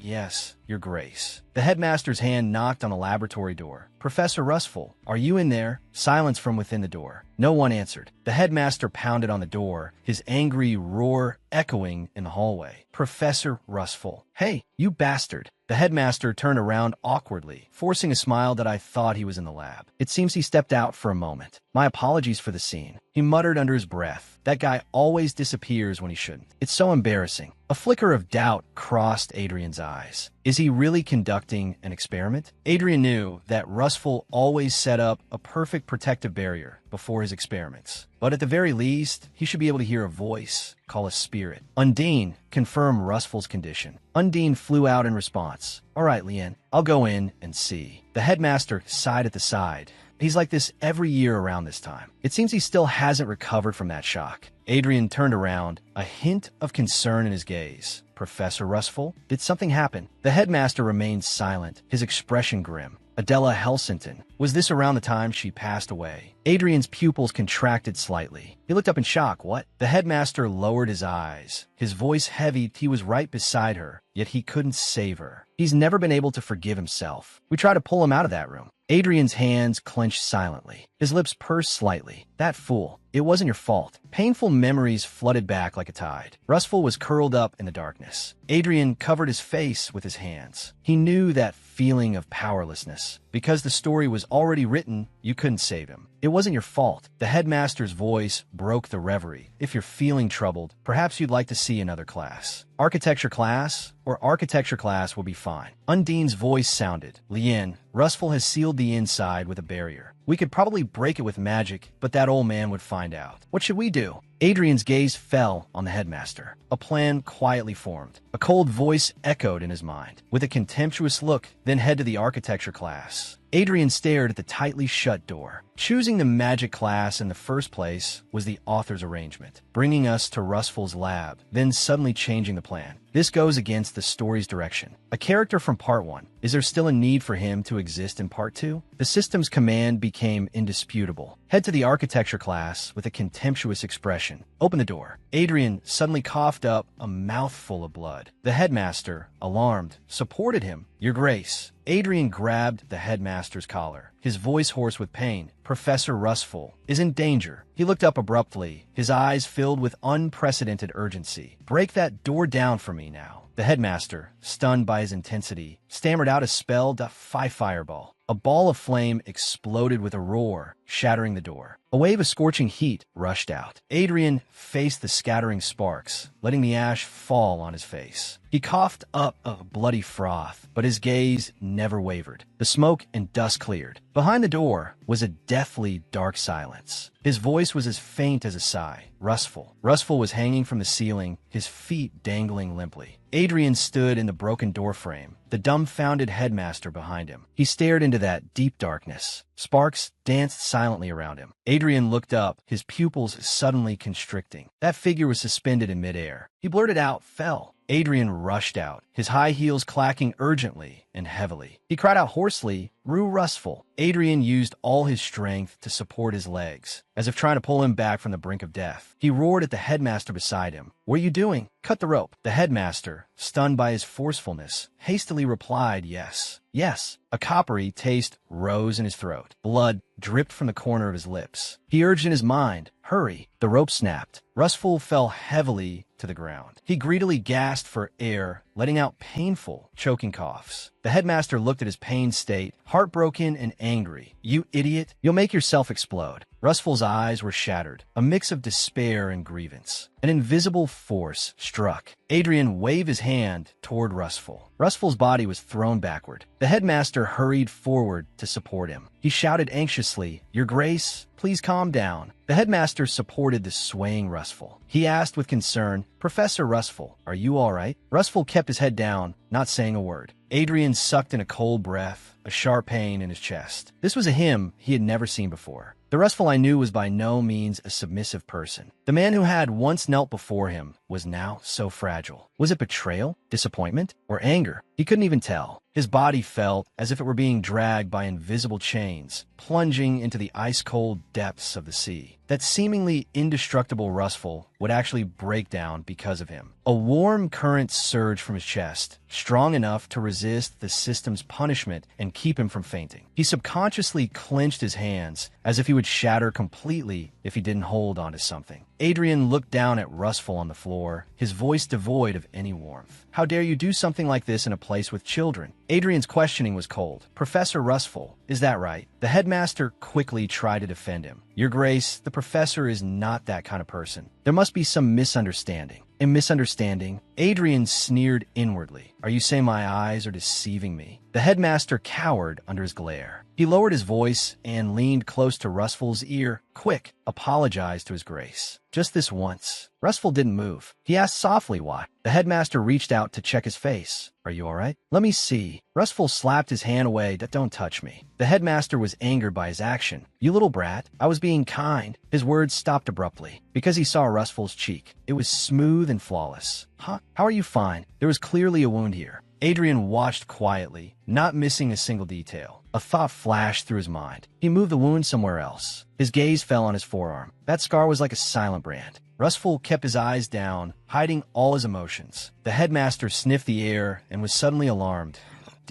Oh, you smell blood? Are you injured somewhere? Rustful didn't look at him. His gaze fixed elsewhere. It was him. The headmaster snapped sharply. Watch your words. He quickly added, this is Adrian, Duke Ifrint. Adrian. Rustful repeated the name, as if it were a strange incantation. Adrian's eyes were cold. The person before me is grieving my death. I can understand that. He clenched his fists. Feeling guilty, I can tolerate that too. But not like this. That broken piece of rope swayed in his mind. Who on earth is worth you giving up your life for me? You stupid bastard. He stood there, motionless, letting anger and heartache overwhelm him. What on earth was the author thinking? I just don't get you anymore. Are you trying to save Rustful or kill him? Or maybe you just wanted to test if I would still follow instructions in a crisis. But regardless, I saved him. His gaze fell on Rustful. So, the next step is to get him back on his feet. Adrian looked around. A complete mess. How pathetic.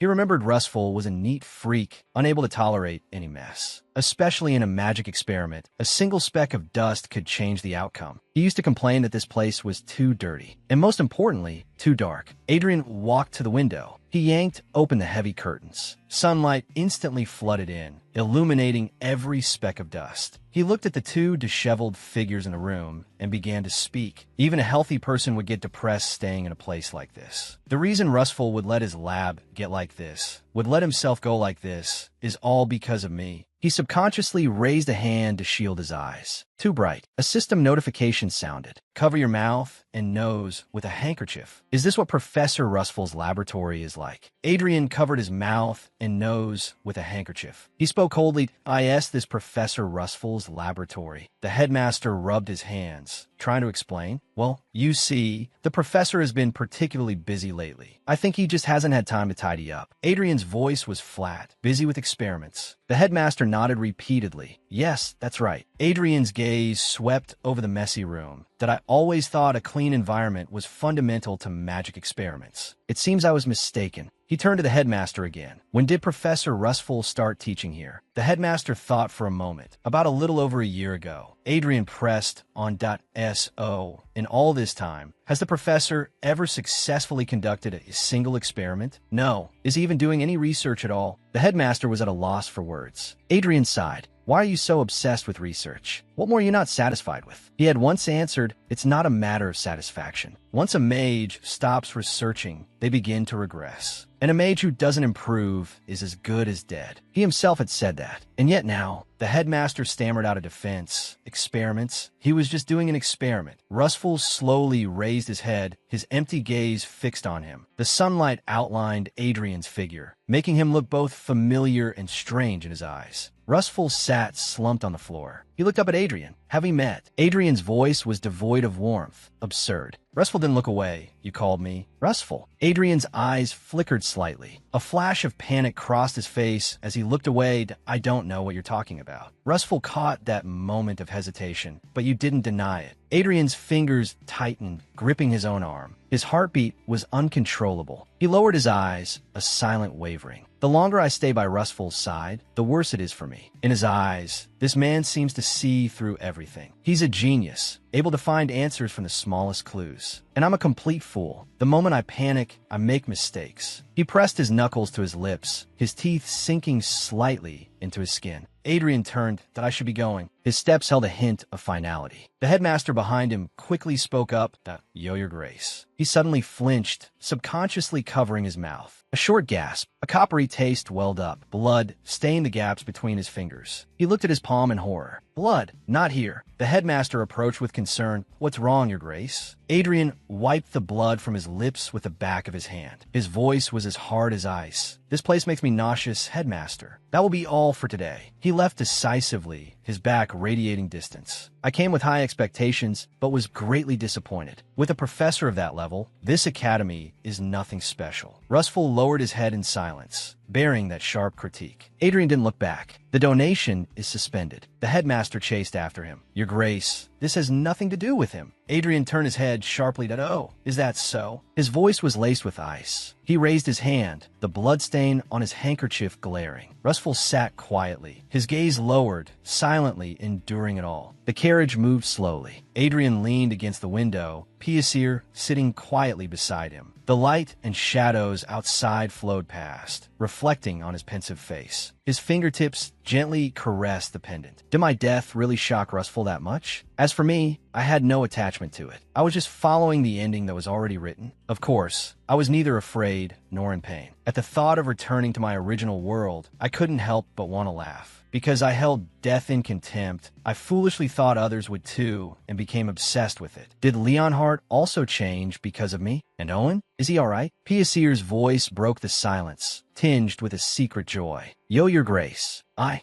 made friends. Piacere listed the names of his new friends, Rianton and Xanasir. They're both young masters. He's already made friends, as expected of the protagonist. Piacere's cheeks were slightly flushed. Rianton is tall and handsome. He said his dream is to become a master swordsman. Tall and handsome Rianton. That must be the warrior. His voice was full of excitement. Tin is very kind. When I first saw him, I thought he was an angel. Piacere cupped his cheeks, his expression becoming soft and hazy. Being around Tan makes me a little sleepy. It's probably because he's so reassuring. Adrian listened quietly. Kind of like an angel. Tan must be the cleric. That sleep-inducing sense of peace must come from holy power. Piacere's fingers twisted together. Xanasir, he doesn't talk much, but the first thing he did was give his seat to me. A blush rose on his face. Magic, I heard he can use it, awakening magical powers at that age. Without a doubt, a promising mage. But why? Even the characters' classes are the same as in Part 1. Copying that disastrous story. No wonder it failed. Adrian's expression turned cold. How remarkable. Piacere keenly sensed the change in atmosphere. Even a hair on his head seemed to droop. He looked up uneasily. Should I stop talking? Adrian looked at him. Piacere, as your sponsor, I have the right to oversee every aspect of your life. Understand, Piacere was completely confused. And oh, Adrian's tone was indisputable that IT means you are to report to me what happens at the academy. Piacere repeated softly, re-report? Adrian simply said, continue. Piacere's eyes instantly lit up.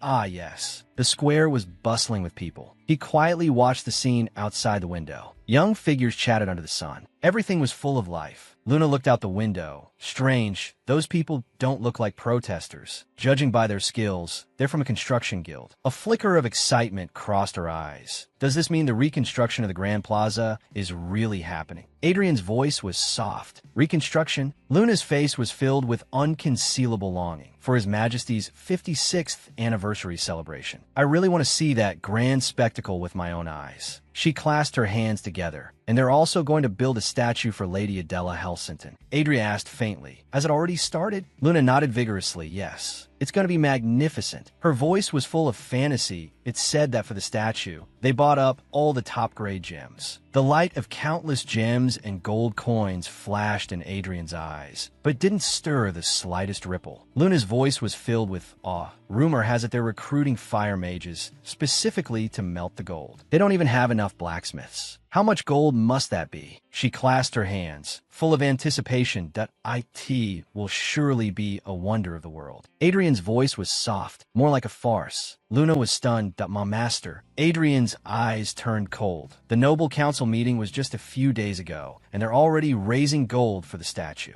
Leonhardt's face appeared in his mind. So that meeting was meaningless from the start. A system notification sounded, frowned, and tapped the carriage wall. Adrian raised his finger, his knuckles rapping against the carriage wall again and again. The carriage slowly came to a stop. Luna came forward. Master, let me escort you. Adrian raised a hand to stop her in no need. You and Piacere stay in the carriage. He walked alone toward the plaza, toward the group of murmuring workers. The low murmur of the crowd didn't stop him. Instead, they parted to make way for his appearance. Adrian's gaze went past the crowd toward the top of the steps. The knights on the steps were discussing something. He's here. The man in the lead turned around, his gaze meeting his from afar. Leon Hart. The crowd's discussion buzzed. Undine circled by his ear. Why is Leon Hart here? Adrian's eyes turned cold. His high heels made a crisp sound on the stone slabs. Step by step, he walked toward him without hesitation. He raised his eyes, his calm gaze meeting his. Adrian stopped. Duke Ifrit. The two stood facing each other. Silence spread between them. Adrian crossed his arms, building an invisible wall. Leon Hart turned his face slightly, a hint of impatience in his tone. I thought I made myself clear last time. Or did you simply not understand? A system notification sounded. He slowly lifted his chin. I heard you loud and clear, Your Highness. His gaze was unwavering that I heard you very clearly. But I cannot obey, because I have something I must say to you. If you could give me a moment of your time, I would be very grateful. Leon Hart's voice was cold. I don't have time. Adrian didn't back down. I believe you have something you want to say to me as well. Leon Hart immediately denied it. I do not. This is also the third time I've said, I don't have time. His face darkened. The air around them seemed to freeze. What? Adrian's anger was instantly ignited. The background turned a shade of crimson. His words shot out like a machine gun. That I understand you don't want to talk to the woman who's been clinging to you for 12 years. But that's not my fault. Invisible sparks flew between the two. The atmosphere was so tense it felt like it could explode at any moment. Adrian, however, calmed down. All right, Your Highness. If you wish, I'll say it right here. His gaze was sharp, without a trace of emotion. His voice echoed across the plaza. I heard the construction of the statue has been approved. I'm quite certain I voted against it. What exactly is going on? Leon Hart watched his turning back.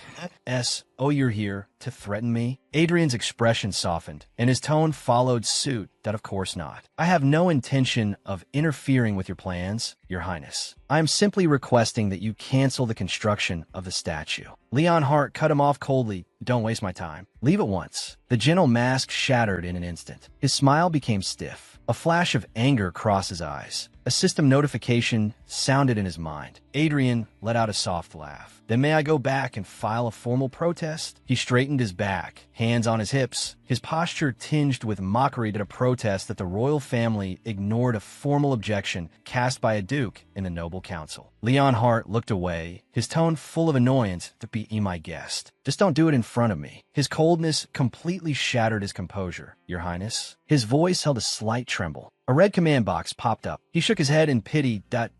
Oh, you really think that by doing this, you can erase your guilt for failing to protect Adela Helsington? The thought froze him in place. Once the words were formed, only their irreversible weight remained. That sentence was like an invisible knife, twisting cruelly in his already scarred wound. Cold red text appeared before his eyes. Even if he shouts, he won't hear it. He is destined to only see a retreating back. A command so smug it was impossible to refuse. Damn it. Adrian's knuckles turned white. This is too cruel. He looked at Leon Hart. The face before him overlapped with a distant moment in his memory. That pained face. A certain barrier in his heart shattered with a crisp sound. He finally saw it. He saw it with perfect clarity. A single tear fell from those empty eyes. A silent scream. Adela. No, Adela, please come back. The woman's back was resolute, swallowed by darkness and flames. He reached out, but only grasped at nothingness. The sharp blade of memory pierced through reality. The entire world collapsed in his eyes, twisting and spinning. A voice cut through the pain.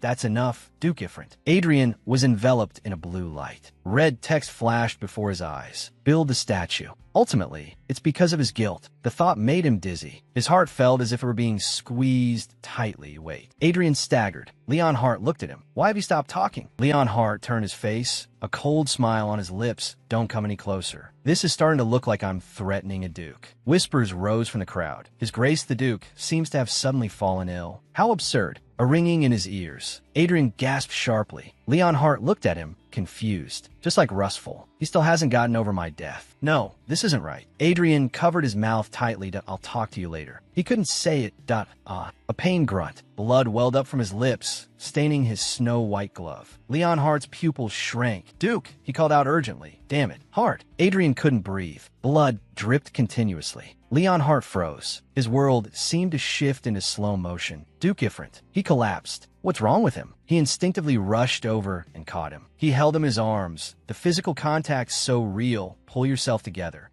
His words caught in his throat. A glaring streak of red slid from the corner of his lips. He cursed under his breath. Damn it. His hands trembled helplessly. Why did my body move first? Why did I touch this woman? His mind was in chaos. Essel Viat appeared at his side. Shall I drop him? His voice was a low whisper in Leonhardt's ear. Your Highness, there are too many eyes on us here. Leonhardt's response was devoid of any emotion.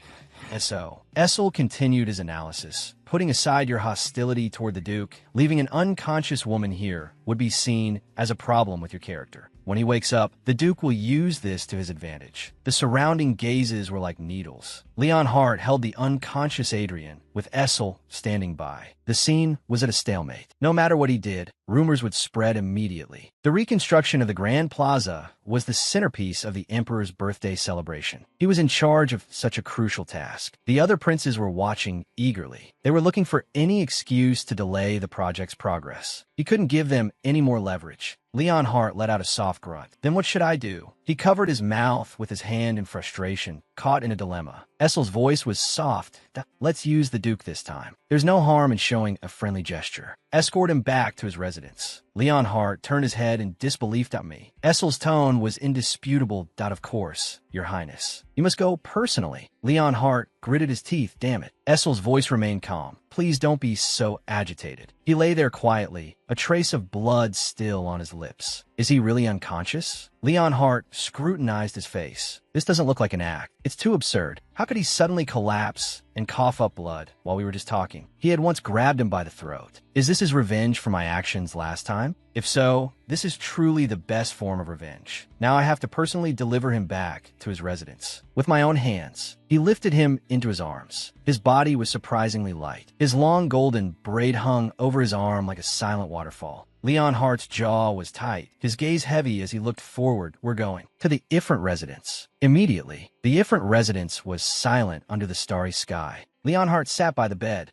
Why on earth did he suddenly collapse? The question spun in his mind. His brow was furrowed with fatigue and a lingering confusion. Essel's voice echoed in his ear. Please leave the Ifrit residence as late as possible. It would be even better if you could stay the night. He looked at his pale face. Is it really because he's sick? No, there must be a political motive behind this. Moonlight filtered through the ornate curtains, casting a hazy glow. Since I'm already here, I should at least stay until midnight. His gaze deepened. Duke, whatever your intentions are, they are certainly not for my benefit. In that case, I will use you as well. His eyes turned cold. A thought formed in his mind. A scandal might be better right now. Invisible chains would bind them tightly together. I will sever the thread between the Duke and the first prince with my own hands. He lay quietly, his breathing light, like a feather in the moonlight. Leona, a broken syllable slipped unconsciously from his lips. His sleeping face was pale and peaceful. Golden hair was spread across the dark pillow.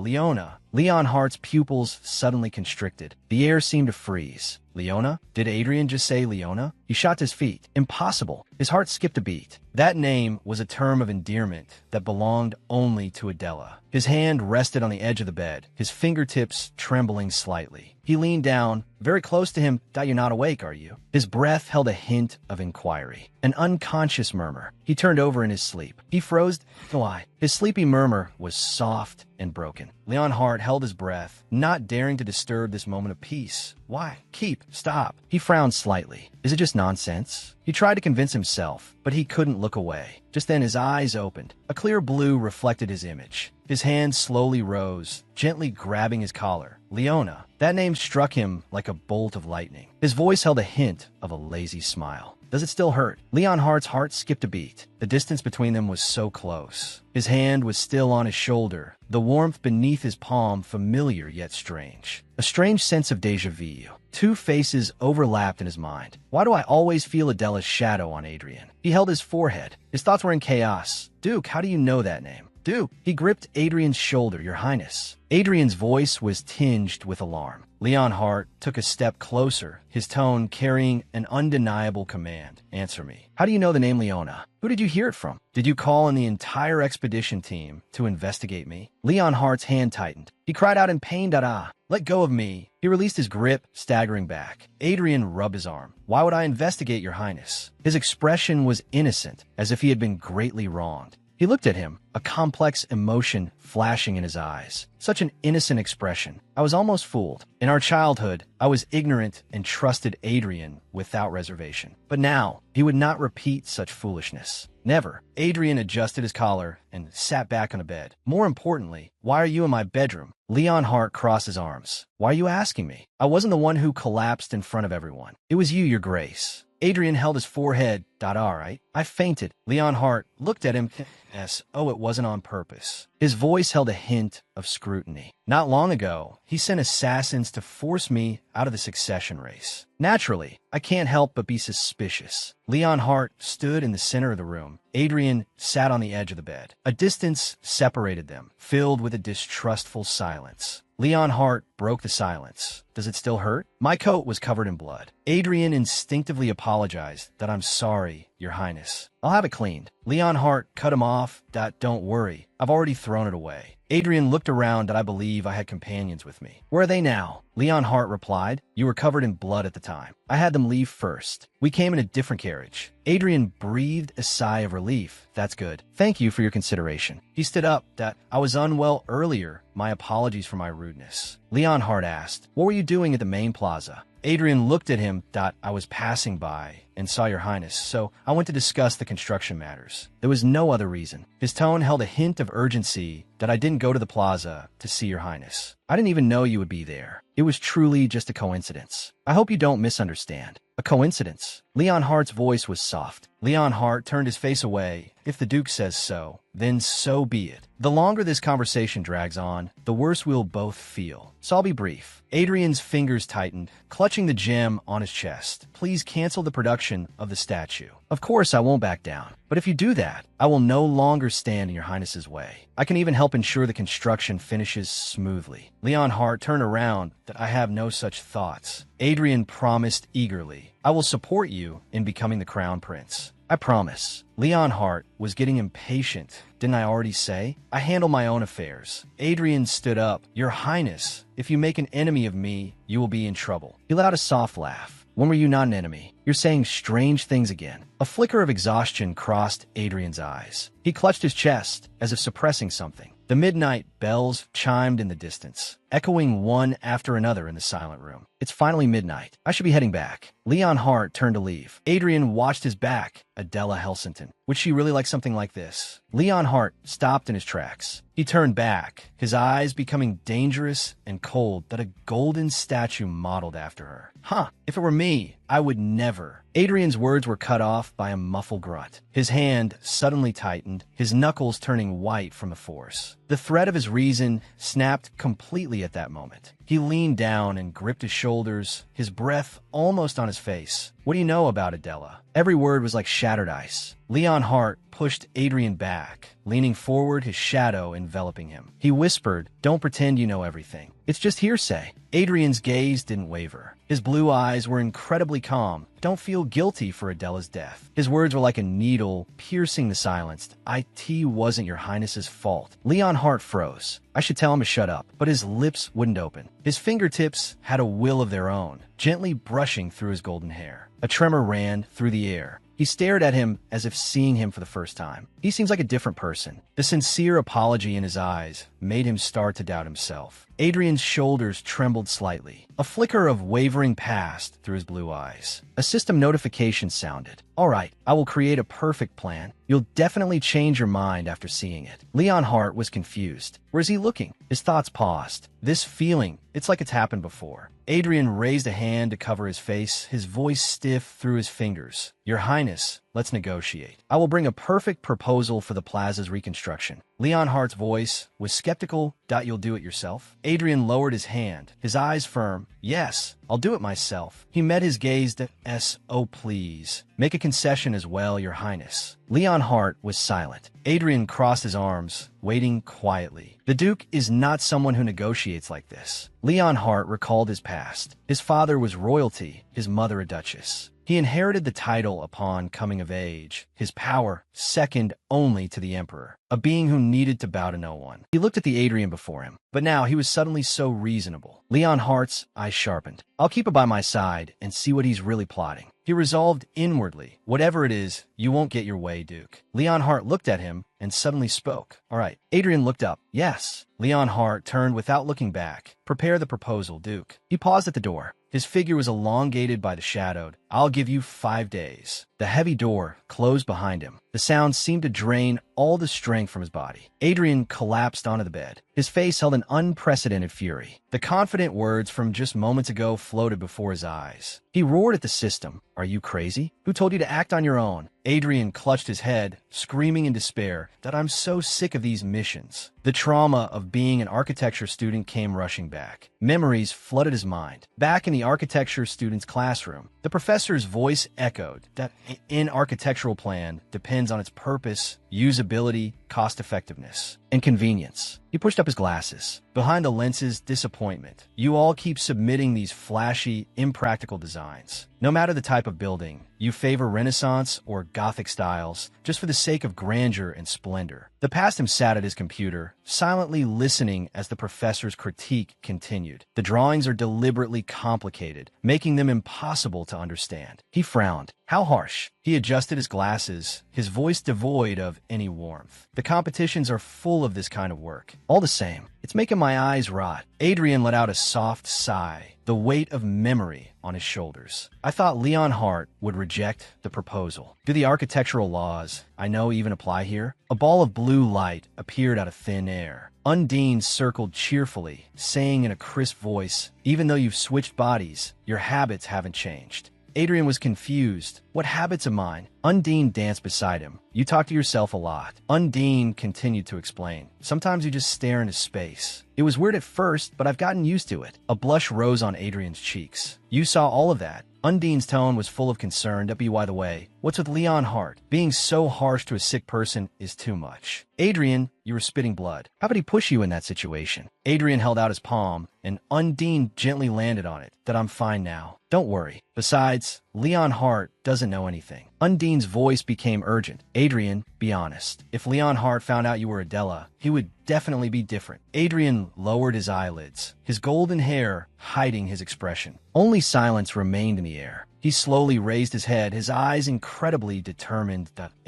he wouldn't. Undine couldn't understand. Why? Did the soul transfer magic fail? I know you're lying. Adrian waved his hands, his voice a little flustered. What are you talking about? That's not a lie. Undine turned her head away.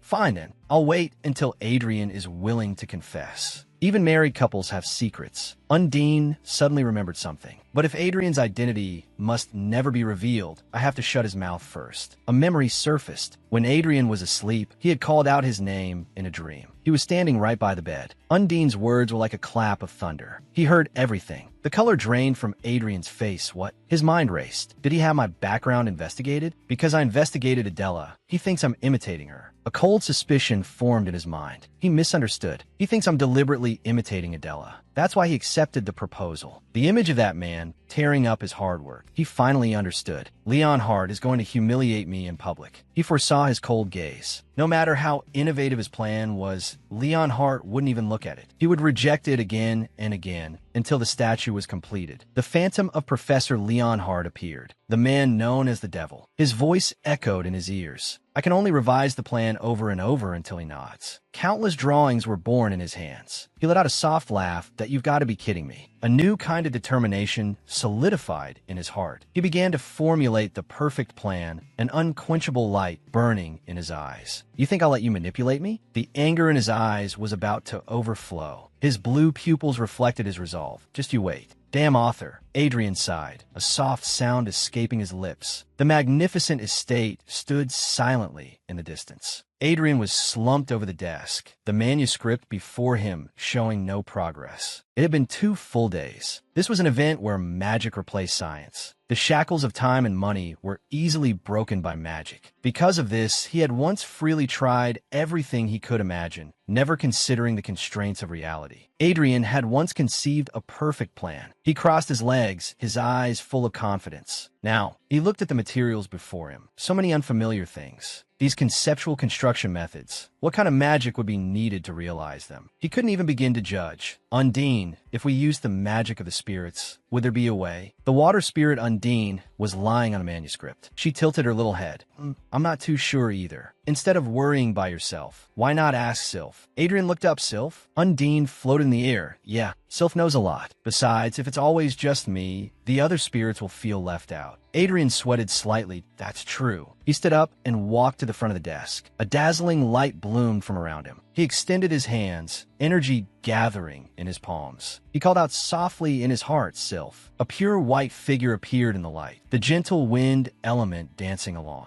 The fire spirit salamander appeared in flames. The earth spirit gnomes peeked out from between green shades. The wind spirit Sylph circled him. Adela, you're really alive. We were so sad you only summoned us now. Adrian looked at him gently. Sorry, Sylph. Salamander's question was burning with passion. If Adela summoned you, you should have told us. You idiot. Undine retorted with a stream of water. Idiot. It was Lien who told me to keep it a secret. Salamander jumped onto Adrian's shoulder. Why do you keep calling him Lien? And what's with your body? Undine happily raised her hand. I'll explain that. Undine explained what happened. Salamander looked reluctant. So, in the end, you called us here for something this boring? Sylph's voice sounded a little dejected. Calling us only when you need us makes one a bit sad, even though our existence is to help you. Still, Undine's voice held a trace of confusion. I already told you it was Lien, but why did you build this? Wouldn't it be simpler to draw water from the nearby lake? Adrian pressed his forehead, looking exhausted. I got nothing out of it. A knock came from the door. Adrian answered, come in. An attendant pushed open the door. Your Grace the Duke, Dean Franklin, and Professor Luspel are here to see you. Dean Franklin bowed slightly. Thank you for making time for us out of your busy schedule, even though we did not make an appointment. Professor Luspel, beside him, just stood there expressionlessly without a word. The dean cleared his throat. As I mentioned before, Professor Luspel is very shy around strangers. I brought him to apologize to you. The spirits whispered in Adrian's ear, audible only to him. Oh my God, why does Lord Luspel look like that? Like a shut-in who was just let out after being locked up for 3 years. And this is him on a good day. The last time I saw him, I thought he was a corpse. Salamander looked gloomy. I don't even want to get close. Gnome, what do you think? Adrian scoffed lightly. What a mess. Professor Luspel's appearance was much better than last time. Adrian spoke. What is it? The dean explained. We came to explain the incident at the academy and to formally apologize. After an internal investigation by the academy, it was confirmed that Professor Luspel was conducting an experiment at the time. Adrian let out a cold snort. Therefore, Professor Luspel will not be dismissed from the academy. Adrian's gaze sharpened. Even if I withdraw my donation. Dean Franklin's expression was sincere. We completely understand that this incident has made you disappointed in the academy. But his tone was firm. Our decision will not change. Adrian leaned back in his chair, crossing his arms. You came all this way just to tell me that. The dean explained, we must properly apologize for what needs to be apologized for, and then resolve the issue. Adrian slowly let out a breath. So it wasn't just the dean. The entire academy intended to protect Luspel, even if it meant making an enemy of me. A smile touched his lips. That I like it. He lowered his eyelids, his expression softening. I was planning to donate anyway. Might as well go with the flow. Adrian looked up. Let's not mention that matter again. The dean, relieved, said, thank you. The dean continued to explain. This may sound like an excuse, but Professor Luspel truly didn't expect anyone to walk into his experiment. Adrian said lightly, I've heard that's how mages are when they're focused. The dean clasped his hands, his expression excited. Ah, you understand? Yes, that's precisely the problem with mages. Professor Luspel has also learned a lot from this. He turned to the person beside him. Isn't that right, Professor Luspel? Luspel showed no reaction. An awkward silence fell. The dean lowered his voice. Professor Luspel. A few days ago, when I said I was coming to visit, you were the one who insisted on coming along, weren't you? Weren't you planning to apologize in person, right? The dean's face fell. That I'm sorry. Professor Luspel extended his hand. Adrian stared at the hand. Frankly, who asked for forgiveness with a handshake? Undine screamed in his mind. You're not his friend. Adrian's hand paused slightly. Sylph's voice rang out, Lien. Lustful's mana is moving. If you take his hand, he'll detect your mana. Mana flowed silently around Lustful. Salamander's voice was full of disdain. Human mages are so cunning, checking the mana of everyone they meet for the first time. It's a typical habit of mages. Adrian took the hand. A purple magic circle unfolded between them. So that's why I let the Dean get away with it when he secretly checked Piash's mana last time. The Dean yanked Lustful back. Are you crazy? How could you shake his hand? Lustful looked bewildered. What? Does the Duke not have hands? Shut up. A system notification sounded, announcing arrogantly, out of respect for the Dean's sincerity, the donation will proceed as planned. He spoke calmly. The donation will proceed as usual. The Dean's eyes sparkled. You are truly magnanimous. But his tone suddenly changed. However, your grace... Could you put that in writing? Adrian thought to himself, what a meticulous old man. But what on earth was Lustful looking at? His gaze was fixed on a corner of the room, focused and deep.